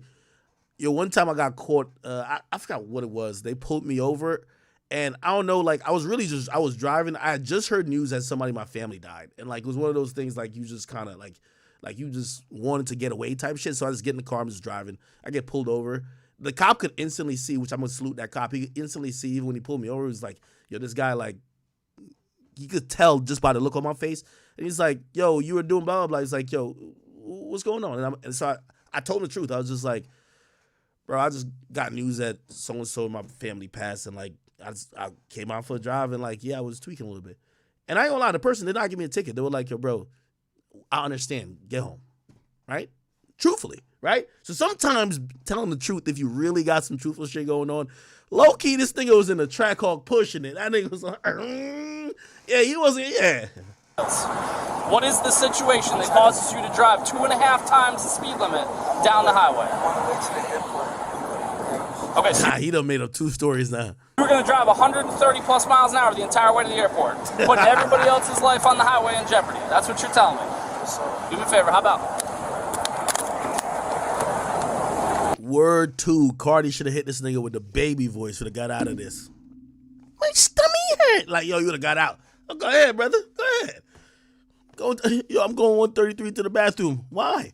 My stomach. Yeah, go ahead, bro. You good. Face that way when you get out. Damn. This nigga act like Carti about to shoot him. Get out and face that way. I'm asking you, I'm telling you. Get out and face that way. Get out and face that way. You got anything on you I need to know about? Guns, drugs, knives, bombs. Is there anything in the car I need to know about? Guns, knives, drugs, bombs. Yo, this nigga is tweaking. You're under arrest for reckless driving. Brother, you're doing 133 down the highway in the HOV lane, putting everybody's life in jeopardy because you want to go to the airport? Come on, man. My girl's pregnant, bro. I'm not. So what does that have to do with it? He should have said that initially. My girl pregnant, she having a baby now. Not going to the airport. You can't say go to the airport. You gotta say I'm going to the hospital type shit. Hey, that's it. Okay, so your poor time management is what's gonna cost somebody else their life. That's what you're telling me. Have a seat. At least let my boy reschedule his flight. This is 2015, by the way. Is it 2015? What year is this? Oh, we don't know what year this is. This is 2022. Oh shit. But this is why my boy fly private now, man. I just went forward, yeah. Get in. I just talked to you. We can in a second, but nothing you're gonna say is gonna change the fact you're under arrest. Understand that. 1024. I'm gonna have one in custody. Can you start me at 85? We're gonna be. I'm trying to get to the airport. What time her plane landed? Her plane landed what? Plane already landed. I was running late. Okay. So then she's on the ground. She's safe. She can sit there. But you're going to cause yourself potentially a life in prison if you kill somebody while driving almost 80 miles an hour over the speed limit down the highway to save yourself, what, 10 minutes? Sure. Brother, I mean, I'm not crazy, brother. That's just crazy. To drive that fast to try and save yourself 10 minutes while she's on the ground. What is the dire hurry to get to her that causes you to drive that fast? Just the fact that she's coming into town and you're running late? It's a lot going on. I was trying to get straight to her and get back to the house. I just told you. All right, well, here's the thing. You're under arrest for reckless driving and a bunch of other traffic tickets. We are going to go, your car's going to get impounded. Sir. We're going to go down to city jail. You're going to get booked into jail, and then whenever they let you out, they let you out. What's that? You got to speak up, man. With all these cars, I can't hear what you're saying.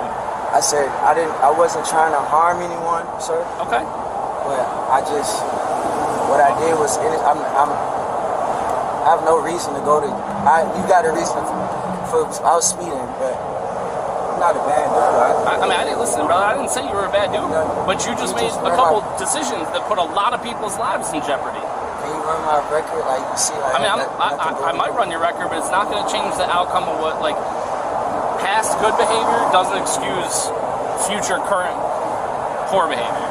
That would be like saying, well, I mean, Your Honor, I've never done anything wrong. Can I get a pass on killing this person because I've never done anything wrong in the past? I'm happy you don't have a jacked up driving record. I am. I'm happy about that. But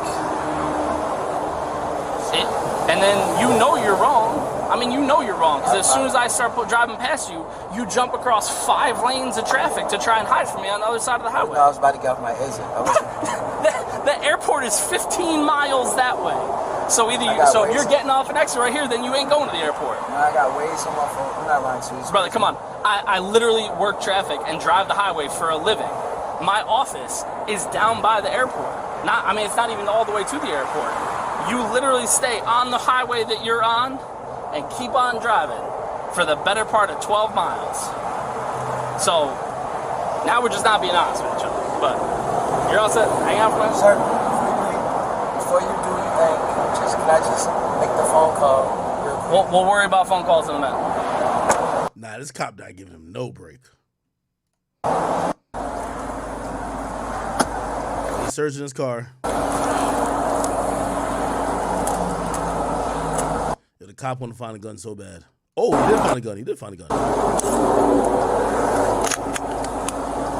Just not chambered. Yeah, well, this is Atlanta, so they're gonna call in the gun.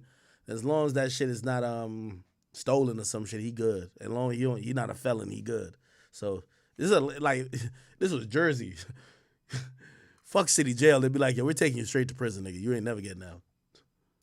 If this was New York, nigga, they might just come with the needle to the back of the car and kill you right there. But has 27 rounds of it. Unreal. This cop be mad, like you could tell he sounds like a New York cop. He's so he's doing everything by the book, but you could tell he's not even trying to cut a nigga no break, and he's trying to trump everything up. Let me see, Georgia Law Magazine gun capacity, because he's just counting how much bullets the fucking gun could have. Oh, and like in Jersey, your magazine can't have more than 10. There's Georgia. Oh, there's no magazine restriction. So why the fuck is he counting it?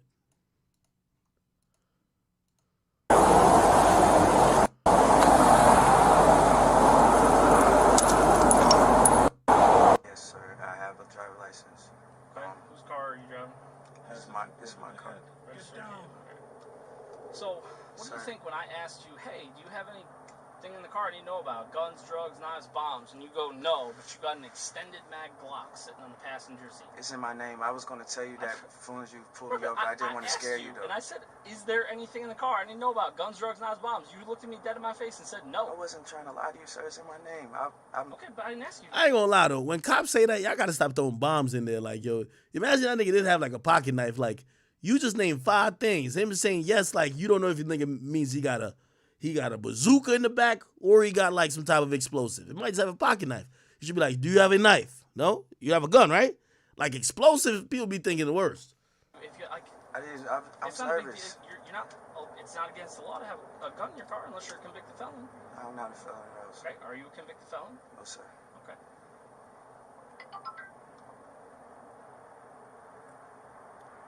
All right. You get one chance. Tell me what your name is. Jordan Carter. I wouldn't lie to you. I don't know brother, who you've you already think lied I to me am. about having a gun in your car. So I didn't lie to you about a gun, sir. I asked you point blank to your face. Sir, I don't have a gun in your car, and you said you looked me in my face and said no. Somebody said, yo, like somebody really gonna be like, yo, hey, sorry, sir, I got a pipe bomb back there. Like, yo, that Claymore back there, just chill out when you're like getting it, all right? Like, yo, I got 15 grenades, but who knows? Sir, I'm not trying to lie to you about nothing. I'm not trying to get in your bad side. I apologize for going fast. I apologize for having the gun. September 13th. Okay, what year? 1995.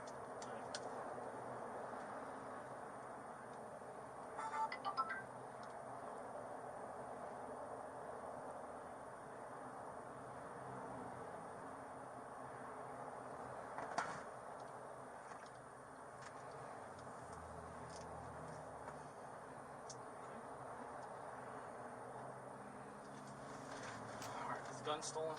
I'm not asking you because I'm trying to be mean to you. I'm asking you because I just... No, sir. It's easier for me if I know ahead of time. No, sir. Everything's legit. Here's the thing. Also, I'm getting off from my exit. Probably your own GPS tells you to drive for 9.7 more miles on the street that you're on. So there's no way that you were jumping over. You're jumping over because you're hoping that I don't find you in traffic as I'm coming to get to you, right? Sir, I didn't see you to the blue lights. I'm sorry. You hit the brakes as soon as you came by me on the side of the highway. I didn't see the blue lights, sir. I mean, I didn't turn the blue lights on until I was right behind you. But I'm just saying, I mean, you saw me on the side of the highway.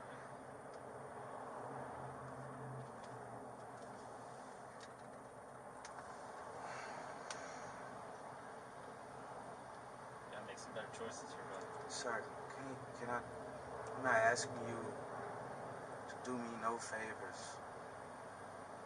I was just trying to. I don't know. Here's the thing.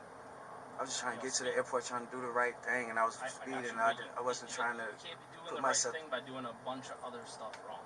Like, that's not. I just ran out the house, and I'm trying to go to the airport and pick up my girl. I was speeding. I was rushing. I didn't think I was finna go to jail. I'm not trying to go to jail, sir. I know. I mean, I don't think anybody wakes up thinking that they're going to jail, man. But like, it's not like you're doing 90 and a 55. Sir, like, I'm sorry. I shouldn't. Almost 80 miles an hour over the speed limit of 55 miles an hour. Like, if you were going 80 and a 55, like, that's still 25 over. That's still speeding. But, like, but you're going to have, you're going to end up with a ticket. But I mean, like, but doing 80 miles an hour over a 55 mile an hour speed limit? How much? How fast was I going? What's that? How fast was I going? 133. Sorry. So I'm in. I believe you. I'm sorry. I apologize, sir. I'm just going to show it to you anyway. 133. Like, that's sir, that's insanity. Is there anything else that we can do is for me not to go to jail, though? Jail? Anything else? My record's clean. I have nothing. I wasn't being honest with you. What's up? I said my record's clean. I have nothing. I told you.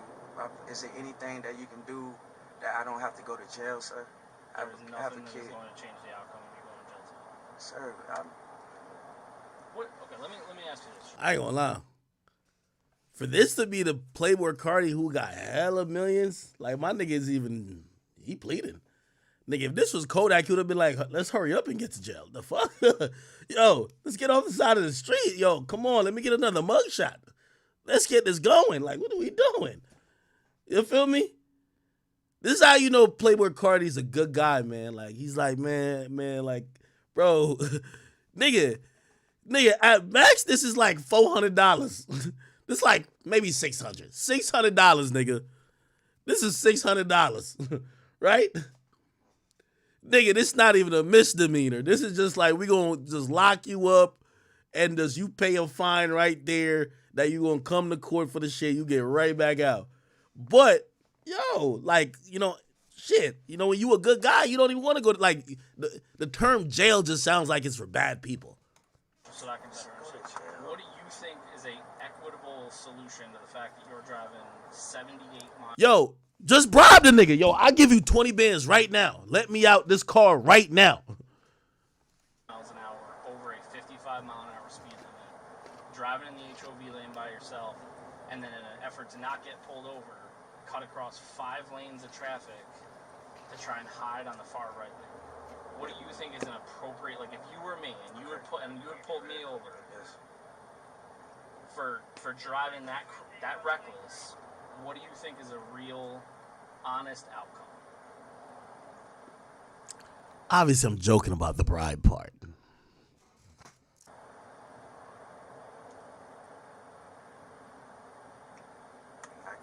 can charge me. I can pay whatever you need. What's up, bro? All right.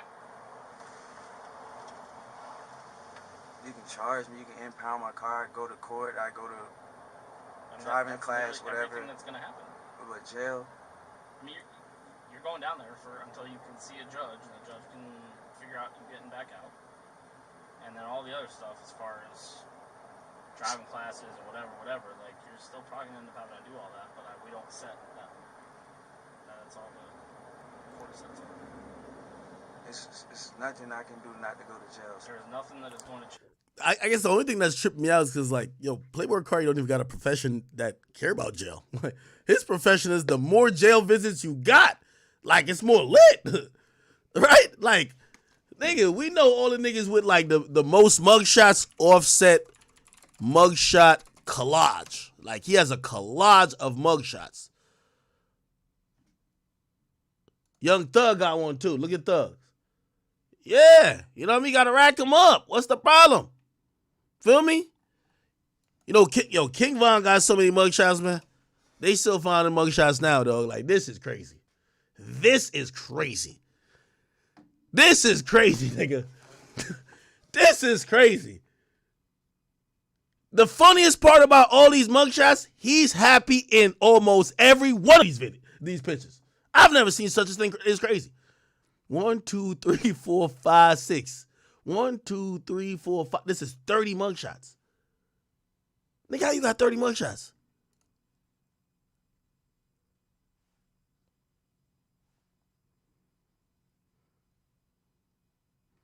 Nigga, that nigga was going to jail more than the DMV. Let me see who else got NBA YoungBoy mugshots. He got a bunch too, ain't he? Yeah, he got a little list right here. So he got 9. Okay. Little 9. Kodak got a bunch, man. Kodak Black mugshots. Yeah, he got a little 12 piece, a little 12 piece.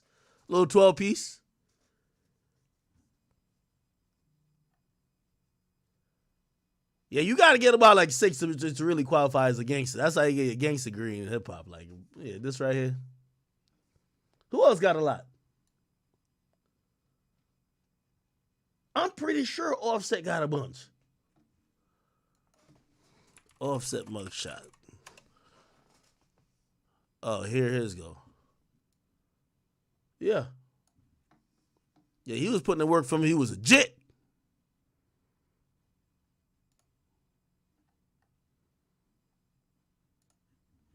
Yeah, this is another, yeah.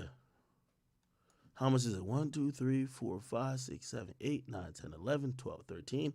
Damn, 13. Yo, King Von had 30? Yo. Yo, how the hell King Von had 30 mugshots, dog? Yo, King Von had 30 mugshots. Oh, nah. Yo, Guwap. Now, Guwap got a solid 10. This is how you gotta like rate gangsters in hip hop, because these niggas clearly they was doing some of the stuff they saying that they clearly was going to jail. Not saying we're celebrating them going to jail, but shit, you know, I guess it comes with a life. 2, 4, 6, 8, 10. See a little 10 piece, here. Ain't nothing wrong with that. Gucci Mane was in jail during 5 years and 4 months of his career. Oh, there's more here. 1, 2, 3. Well, some of these is a side mugshot. So 1, 2, 3, 4, 5, 6, 7, 8, 9, 10, 11, 12. Okay. Yeah, here's even more. 2, 4, 6, 8, 10, 12. Yeah, he got at least 12. Yeah, King Von is like the Kareem Abdul-Jabbar. I just fucked up his name. He's the Kareem Abdul-Jabbar. What? I can't speak. He's the Kareem Abdul-Jabbar of going to jail for rappers. That nigga got 30. Jesus Christ. Let me go back to King Von. What the fuck?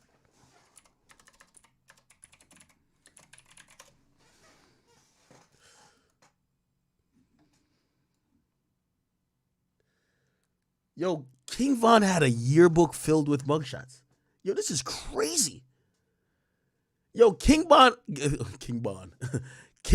had a yearbook of mugshots. Nigga, what in the hell? This nigga had a bingo chart of mugshots. What in the hell going on in the bit? You could play bingo with this shit. You could play tic-tac. It's like a chessboard. Yo, what is this?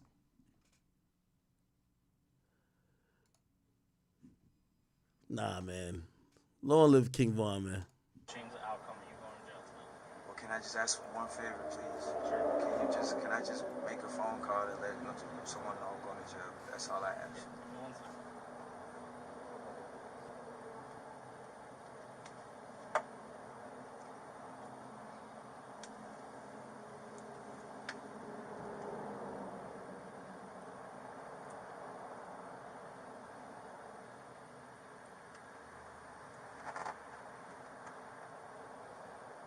What jail is it? City of King. Wright Street.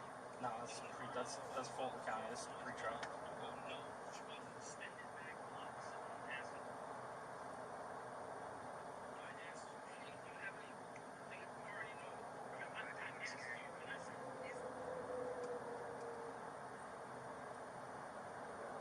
Sorry, I gotta go to jail. I didn't. What I did was serious. Speeding is serious, sir. But jail. Yeah, man. Jail. Yeah. It's no way that you can put me in without going to jail. Like jail. What do you mean? How can I put you in without going to jail? I'm not asking you to let me off. I'm just asking like. All right, what's the passcode of your phone?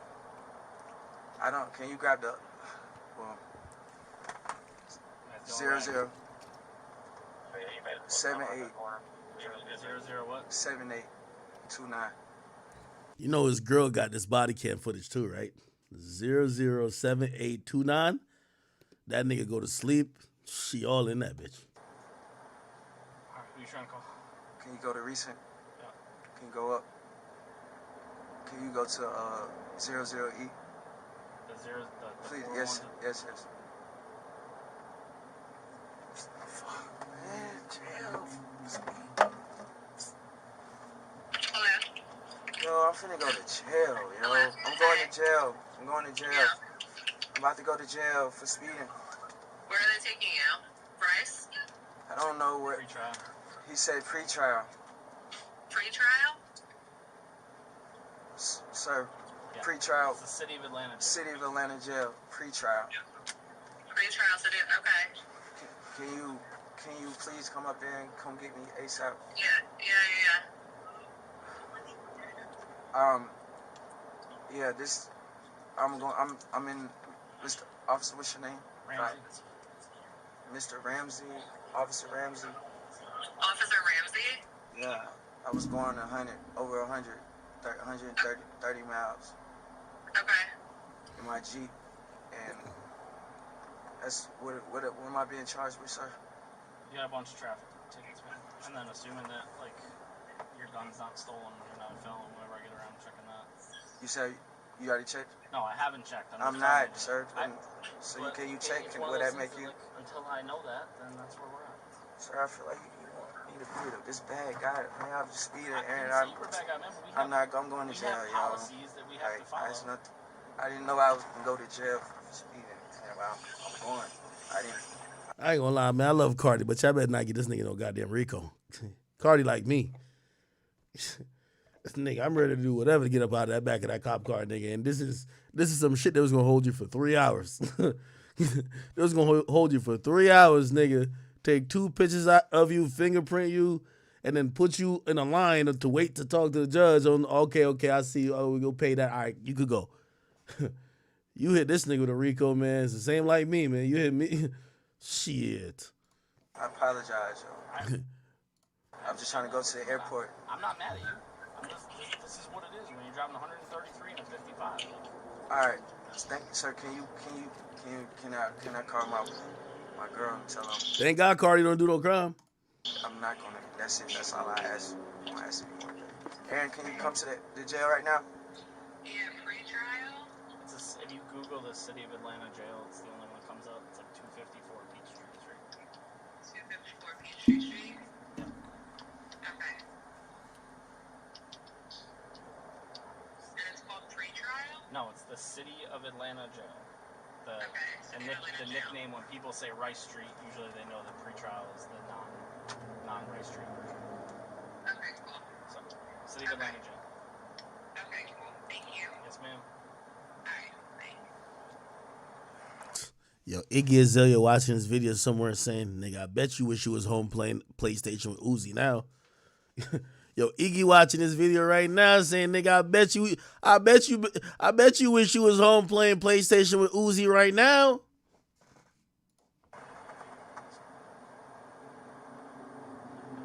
Okay. Matter of fact, sir. Was it?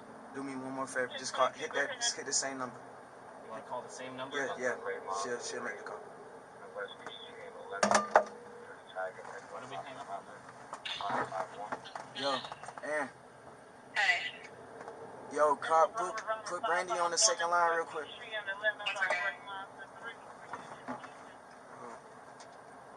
What name did he say? Man, Carti a good guy, man. Get that nigga a break, man. Yo, bro, I'm about to go to jail, yo. Like, they locked me up. I was going too fast trying to get to the port. I'm in the back of a car, yo.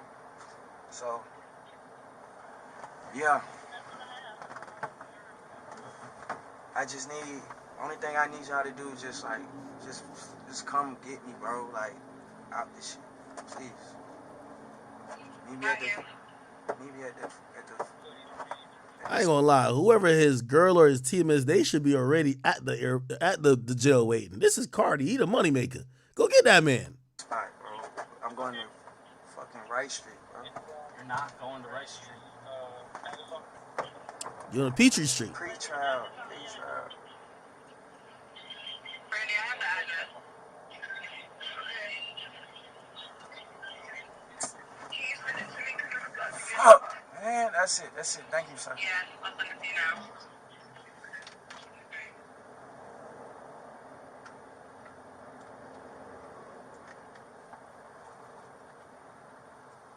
I didn't know he had 2 upside down crosses on his shoulder.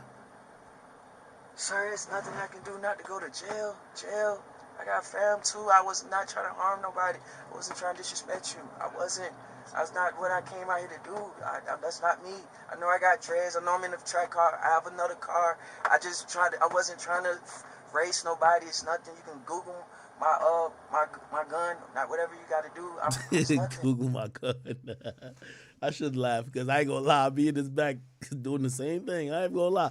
Chat, let me see how real y'all are.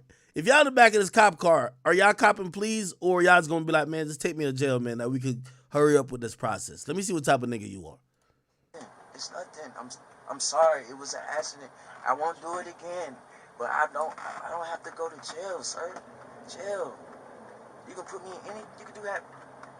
Put me through everything else. Not jail.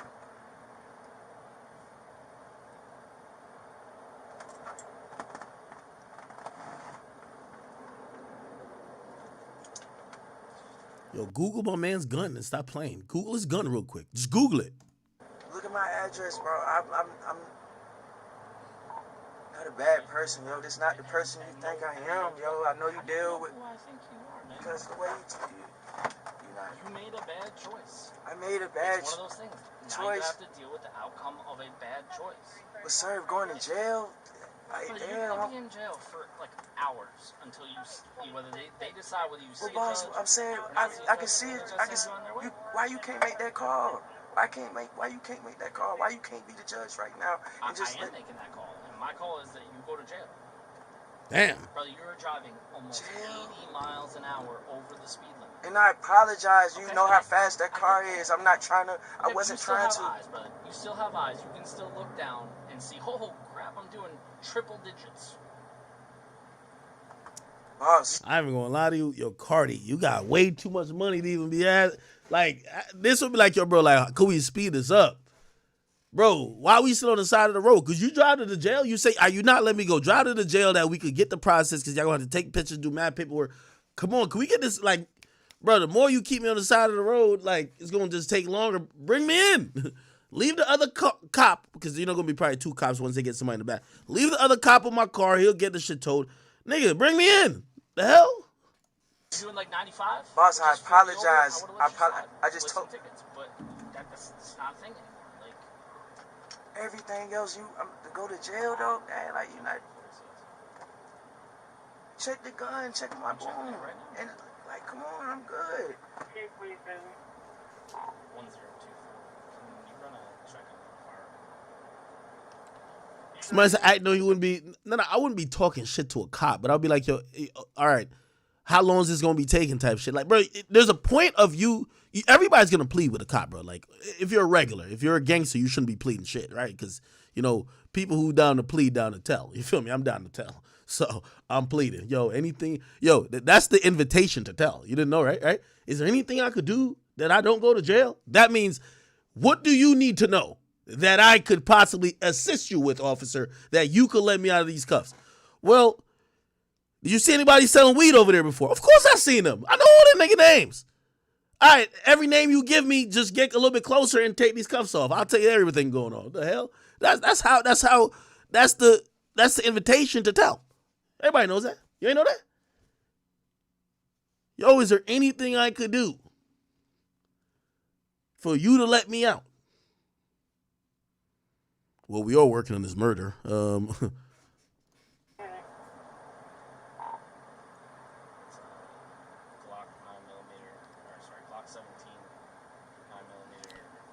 I would think the thing that's most egregious is his time. Like, Carti's probably somebody who's, like, I know you probably don't see him much, but, like, he's probably really busy. And, like, he's probably running around doing a lot of things. And him being locked up for, like, a day is very inconvenient. He's finishing a project. He's doing this. He's working on this other situation. So I get that. But I would think that's the most annoying thing. So he would be like, how could we just speed this up that I'm free again?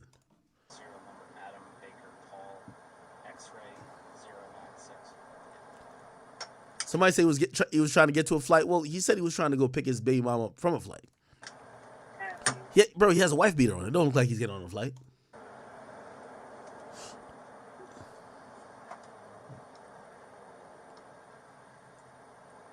Here's the thing, but I don't particularly. It's a lot of paperwork. Sir, man, I can do everything to take you to jail. Like, I don't want to be out here doing this, but at the same time, like, I can't, in good conscience, just have you driving. You can tow my car. I can have somebody come pick me up. I won't drive. You can tow my car. You have somebody pick me up. You can tow my car. You can have someone pick me up. Whatever you like. Whatever. I will. The good part about this is he appears sober, right? Like, if he was intoxicated, this would be a whole nother mess, right? You could take me back to the crib, but bro, I don't have to. Please. Nah, you don't have to take me to Fairman, sir. I'm just saying. I'm just asking, can you please? All I can tell you, and I don't know how to put it any different way. Like, nothing is going to change the outcome of what's about to happen. Damn.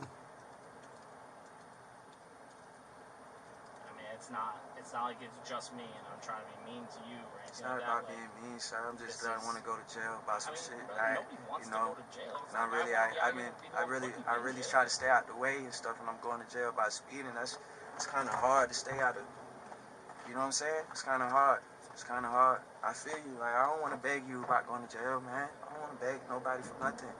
I'm just going to do something, pick somebody up, and help somebody else out.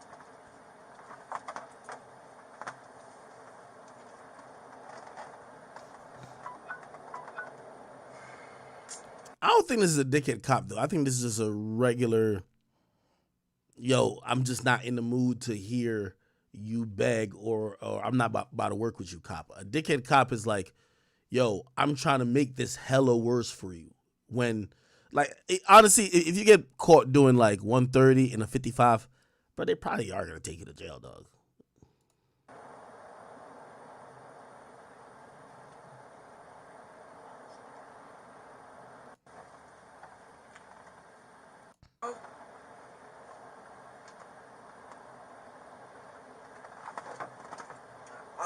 Trying to go to fuck.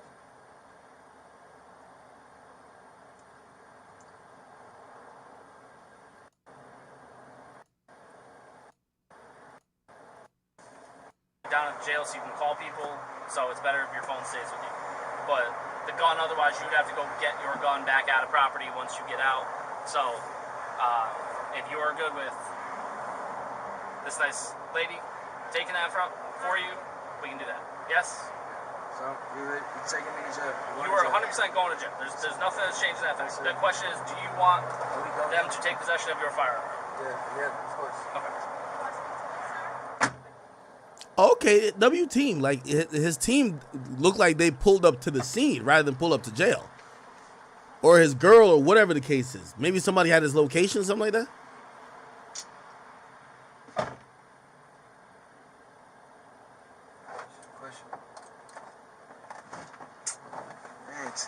Man, fuck. Yeah.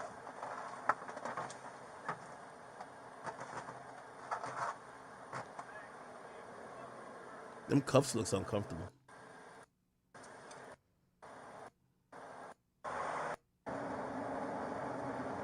Okay, he finally driving. When you ask Rice Street, Rice Street is felonies and stuff. Your trials, like traffic tickets and DUIs and city ordinance charges and stuff like that. So less serious is the answer. that's cool. All right. So what about me getting out? Like I can get out tonight. So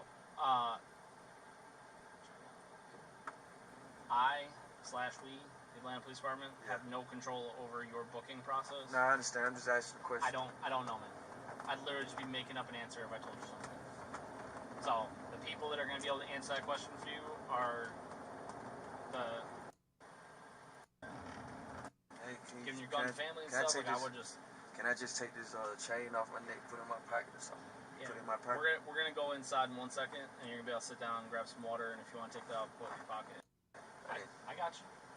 Again, I'm not.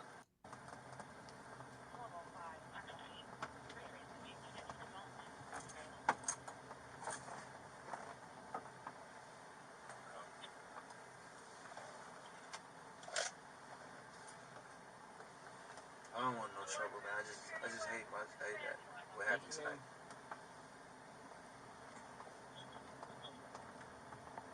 You heard me, officer? I said I don't want any trouble. I'm not trying to be disrespectful. I just hate that what happened tonight. I got you. Again, I'm not mad at you. I'm not. And if you had been argumentative, combative, like I wouldn't have even asked the question about giving your license to family or giving your gun to family and stuff. Like I would just. Can I just take this chain off my neck, put it in my pocket or something?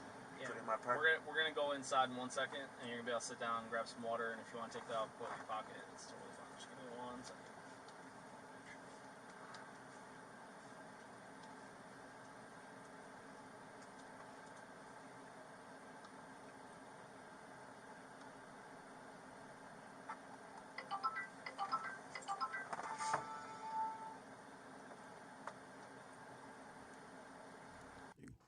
Shit, I do the same thing Cardi was saying too. Can't have a nigga try to snatch your chain in jail now. Hell no. Fuck.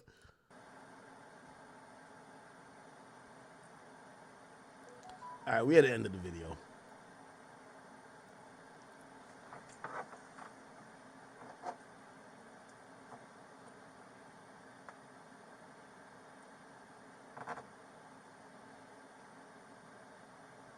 My man probably got released 20 minutes after this shit. Anyway, all right, it's all good. Okay. All good, all good.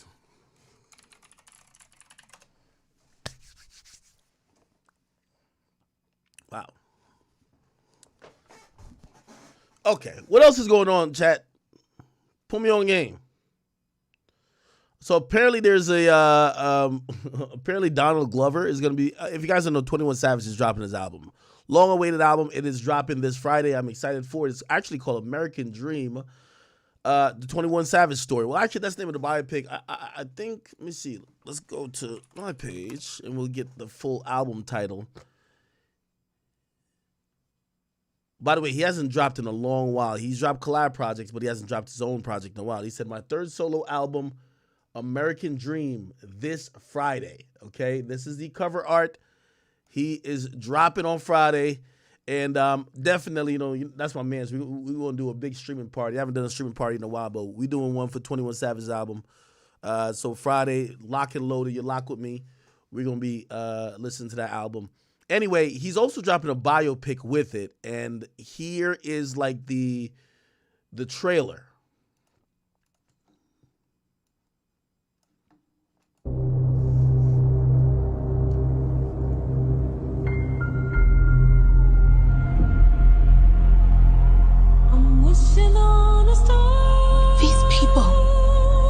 think we're savages.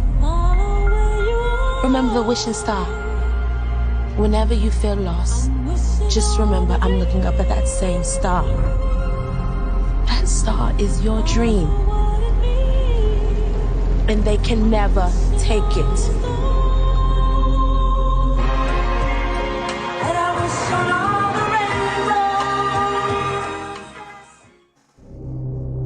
Okay, so look like Donald Glover is going to be playing him, which, by the way, I can't even see Donald Glover playing like a gangster, but you know, he is like a really talented guy. Obviously, that's Childish Gambino, if you know him from the music world. I'm wondering how that's going to go and how he's going to body the role. Apparently, we do have a clip here. Let me see. Treated us like savages. That's it. That's your name. Savage 21. 21 Savage. 21 Savage. Yeah. I don't know about this.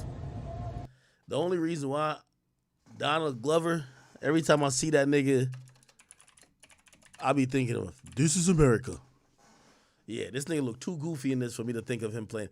Like when Savage came on the scene, I was legitimately scared of Savage. I kid you not. Like I used to think, yeah, a nigga who's doing all this gyration and shit like this, I ain't finna believe this nigga is 21 Savage. I ain't gonna hold you.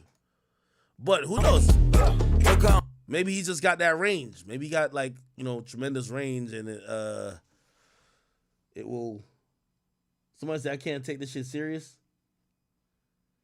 You ain't gonna lie, this shit. I haven't seen it yet, by the way. I haven't seen any type of like preview or sneak peek or anything like that. But who knows? Childish Gambino or Donald Glover could probably make this happen. I'm trying to think, who would you have liked to have played 21 Savage in a biopic? Who would you have liked to play 21 Savage in a biopic? Honestly, I'm going to tell you who I would have thought.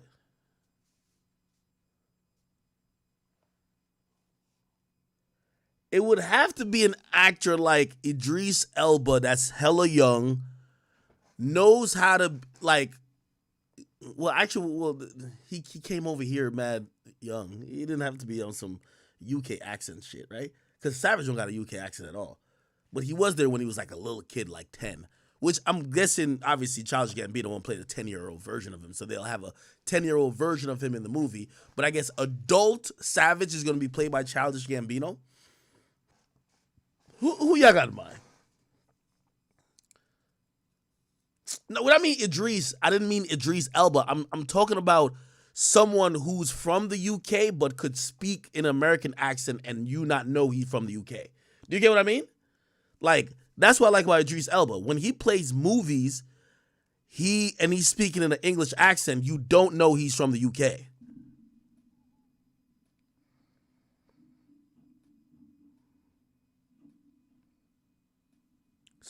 Who would y'all want?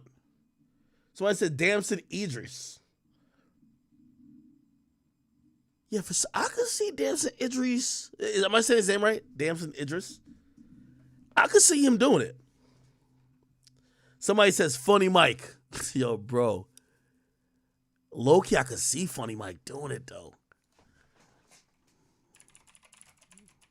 Like, I ain't gonna lie. This thing look goofy right here, bro. I ain't gonna lie. And even though this is a bad angle of Savage here, Savage looks scary. Let me see. That's your name. Savage 21. 21 Savage. Okay. All right, these are people like reacting to the movie. They said 21 ain't did enough for a movie, man. I think Donald Glover is really creative, so I don't put it past him making a good movie from this, but I don't know. What part of England are you from again? I am from Poppycock. It's in South It's a Central Donald Glover London. portraying Just Savage. Now, going back to this person who said 21 Savage ain't did enough for a movie, bro, I'm going to go back and I'm going to keep reminding y'all. And by the way, yo, Lil Baby, you going to take notes again.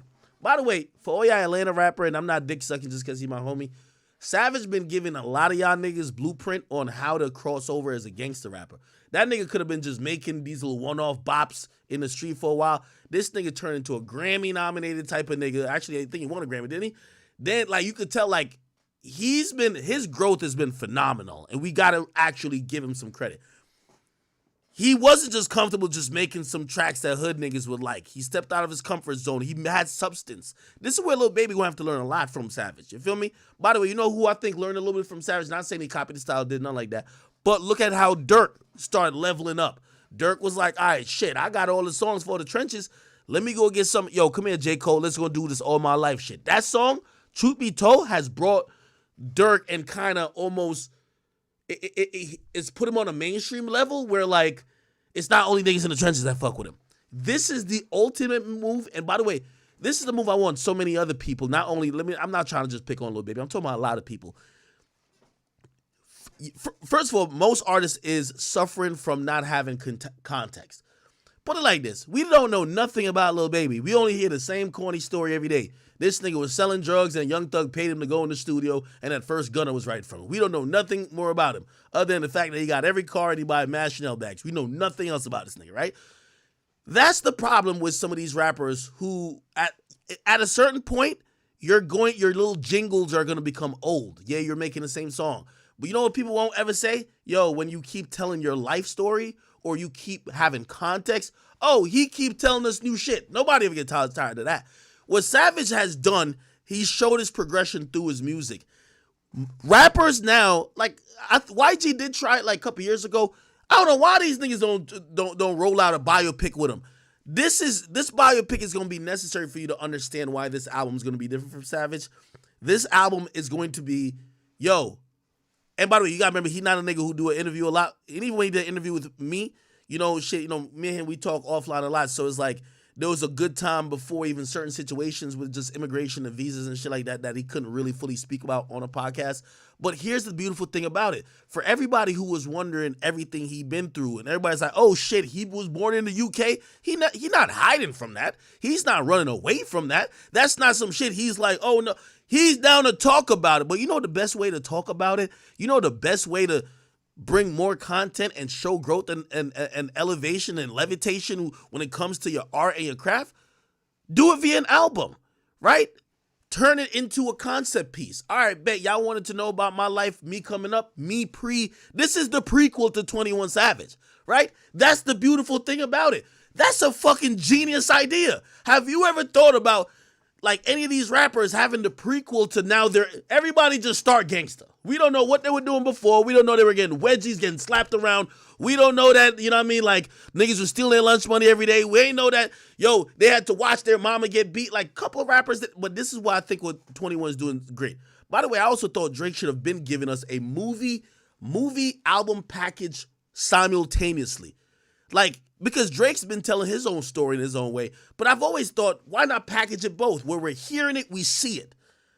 Right? And I think, hey, listen, again, not to go back to the Baby stuff, I think Lil Baby needs to give us some context. Yo, tell us a story one time, gang. Like, tell us what the hell. Like, we know nothing about you more than 4 PFs, racks of cash, track hawks, and motherfucking designer clothes. We have no idea about you, brother. Savage is giving us some contextually dope content here. And I think this is why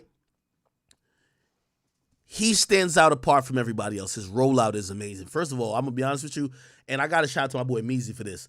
I know Meezy's the one pulling a lot of strings. Obviously, 21 is like he's the pilot when it comes to making sure that it's his vision being executed. It's not like some other person giving his vision. But put it like this. He had Morgan Freeman narrate his goddamn album. His last thing, you got to imagine what hype he has to live up to. This is the reason why, and by the way, I know this is going to sound like wild dick sucking, but this is, everything I'm telling you is true. This is the reason why you can't get a Savage album every year, right? Of course you get a Lil Baby song every 2 months, because all he do is get high and go in the studio and just drop some trash. Not to put them against each other. But with some artists, you can't get an album every year. You can't get a song every 2 months. They got to go creatively lock in. Put some shit on a whiteboard. Figure out the best way, the best thing to give you good concepts, and then formulate some songs around it. Not only the songs is good enough, not everybody want to see the same video with the same BBL bitches basically riding around a fucking yacht in the middle of like the Miami Beach on jet skis. Nobody want to see that shit every 20, 25 minutes, okay? So maybe you got to go creatively. Go shoot a mini movie. Creatively. Go get in another bag. Creatively. Make people. This is the reason why maybe some artists need to just fall the fuck back, start planning, and come with some dope shit on a conceptual level. Execute it right. Because for the last few years, we thought that quantity was starting to defeat quality. Remember? For the last few years, we were starting to think quantity was starting to defeat quality. Why? Not only was Drake even putting out more records, but you had the people, and I'm not going to name them, who kept putting out records every month, every couple weeks, an album every month or two.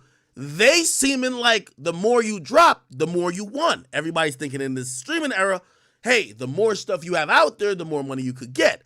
But what's happened in the last year? Everybody says 2023 was a down year for music. They said so many people disappointed them. You know why? Because people got tired of music spamming. Music spamming is done. At least, I'm not saying it's cycles. In music, everything is cycles. Everything goes and comes. So right now, I think we're in substance-based. Like for this year, anybody that has a creative, conceptual album, something to roll out with either a movie, some dope creative idea, like dope shit.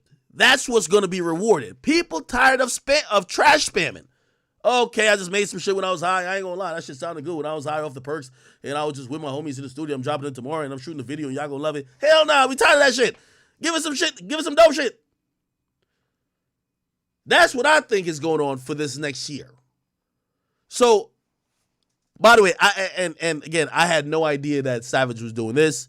He didn't give me a heads up about none of this shit, to be honest. Okay, I'm pretty sure now they're gonna give me the whole details on it when I hit him up, but. Yeah, shit. I think this is dope.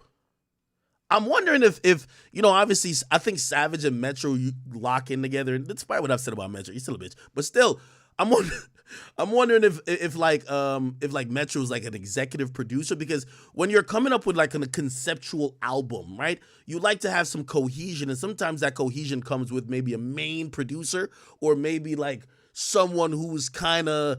You know, it's almost like in the production world, who would be an executive producer almost. You get what I mean? Or yeah, pretty much. So who knows? Maybe Metro is like overseeing this shit, or I'm wondering. It's kind of like with Jay-Z, which I mentioned before, like Jay-Z and what am I blanking? Who's Jay-Z's like main guy who kind of like he makes sure like whatever Jay's putting out. It's kind of almost like it's like Drake and 40 type shit, right? Okay.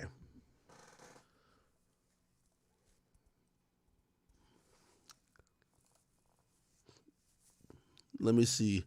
Somebody said, I saw someone say this 21 Savage movie is Donald Glover last. Oh, maybe that's why they got a nigga? The nigga did do Atlanta, didn't he?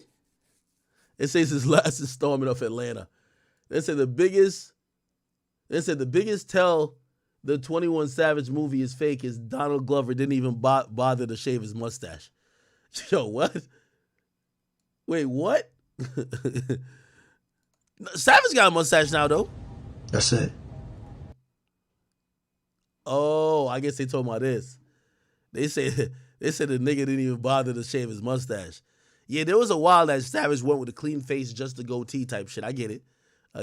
Yo, niggas on Twitter and shit. Man. What part of England are you from again? It was like when niggas said they saw what movie was so bad. It was like one of them little TLC like TLC Lifetime movies, or no, one of them Tupac and Biggie movies. One of them was so bad, niggas said they seen Pac call somebody on the iPhone. They said, "What the fuck?" This was 1995. I'm like, how the hell Pac pulled out a motherfucking iPhone 12? How did that work?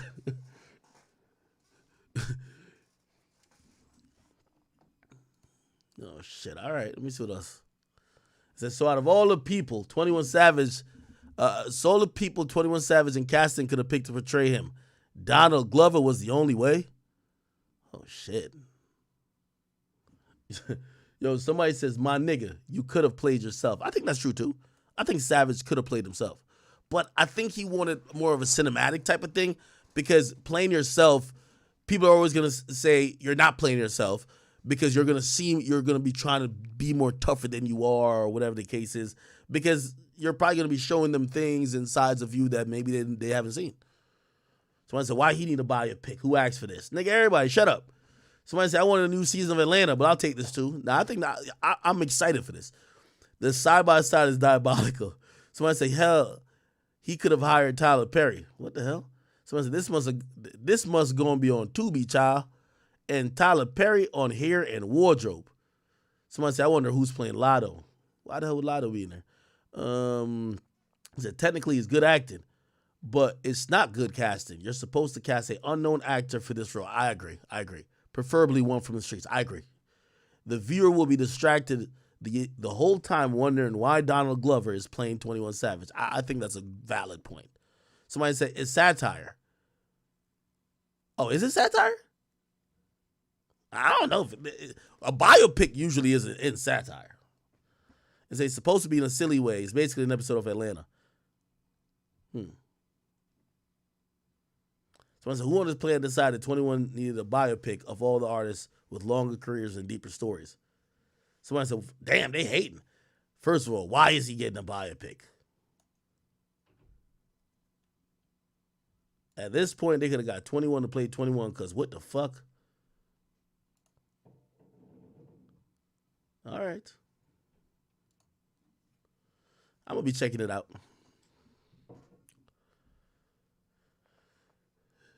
All right. John Morant is going to be out of commission. I think he's getting like season-ending surgery. Let's see what else is going on in this. This is the dude. This is Godfrey. He's a comedian. He's doing like an impression of Steve Harvey. Everybody was waiting for Steve Harvey to comment on Katt Williams and what Katt Williams said about him. He hasn't responded necessarily in that fashion. So another comedian, Godfrey, did a impression of Steve Harvey as if he did respond. I thought this was funny. Steve Harvey here. Yeah. You thought I was going to run, huh? Y'all wondering, where's Steve Harvey? I know people been waiting on my response to what Katt Williams done said on Club Shay Shay. I was on Club Shay Shay before Katt Williams. See, the reason why it took so long, I had to pray to God to give me the strength not to get mad. God talked to me every day, every damn day. I've been in this business a long time, boy. See, you done messed up with the wrong one. See, you just sitting there talking that bullshit to Shannon Sharp, talking about I couldn't be a movie star. Yeah. That's definitely how he laughs. And his mouth is always like that. I don't know why. Paul. I guess you didn't see You Got Served. Oh, shit. Yeah, that there was acting. Huh? Then you gonna say, I took Mark Curry's jokes and stole his show. Boy, boy, you got the nerve to call me Mr. Potato Head. Call Yo, that sounds just like Steve Harvey. my Mr. Potato Head. Yeah. Woo! That was a good one. I ain't gonna lie. That was a good one. But I digress. So what? I wore a wig. Huh? People asking, why did you wear a wig? Where and when did you get the wig? Whatever. But your ass thought that shit was real. Everybody thought my shit was tight. They thought it was a real hairline. Huh? Steve Harvey. All right. What the hell is going on with this? What the fuck is this shit here? Oh, it's Ashanti?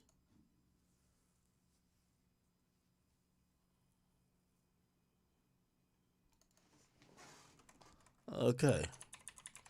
Why does Kanye always got his wife naked, man? It's just kind of crazy now. Like, yo, Kanye do like, let me not say whores, but it's like Kanye like women who are sexually being exploited. it's kind of odd because he complained about all it. Like, isn't it super odd with Ye? Kanye complains about all the side effects of women who sexually exploit themselves, yet every time you see him with the woman is a woman that he also is happy that they're sexually exploiting themselves. It's kind of like super odd in like, sometimes what you claim you hate, you also want and you desire. Because for the life of me, I can't tell why every time I see his wife, she can't wear a bra that fits her chest, and she can't have a shirt over it.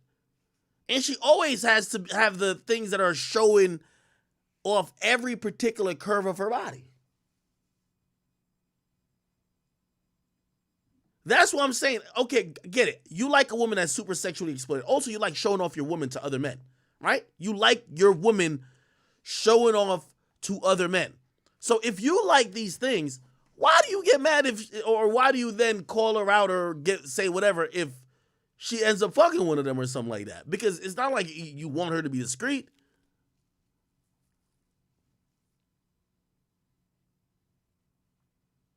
Interesting, man.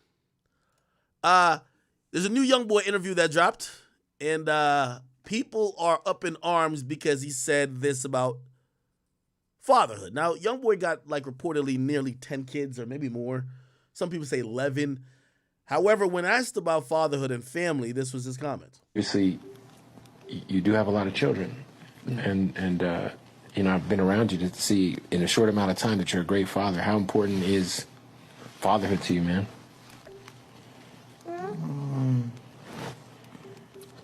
Not really big on it, to be honest. What do you mean by that? You're not big on it. Like you're a family man. I'm here with you. I see it. Yeah, but I'm only out. I'm only like in here because you here. Oh, well, I don't believe it's a crazy topic because I'm not the type like to sugarcoat nothing. But I'm 4 walls all day, every day. When you say 4 walls, you mean locked in? Yeah. Just honed in on the music, recording? Yeah. You can take the hat. I don't mind. We bond a lot, but I'm mostly little inside. Working? No. You know, obviously, you do have a lot of children. Yeah. And you know, I've been around you to see in a short amount of time that you're... YoungBoy's kept this consistent. Again, in an interview I did with him years ago, he told me the same thing. Exactly the same thing. And it wasn't that he didn't care about kids. It was more to the fact that he wasn't going to lie to make us feel good by saying, hey, oh yeah, I want to be father of the year. He's like, he acknowledges that based on his work, even though he's on house arrest now, back then he wasn't on house arrest, but he understood and probably is still affects or applies because he has kids in multiple different states and in different households.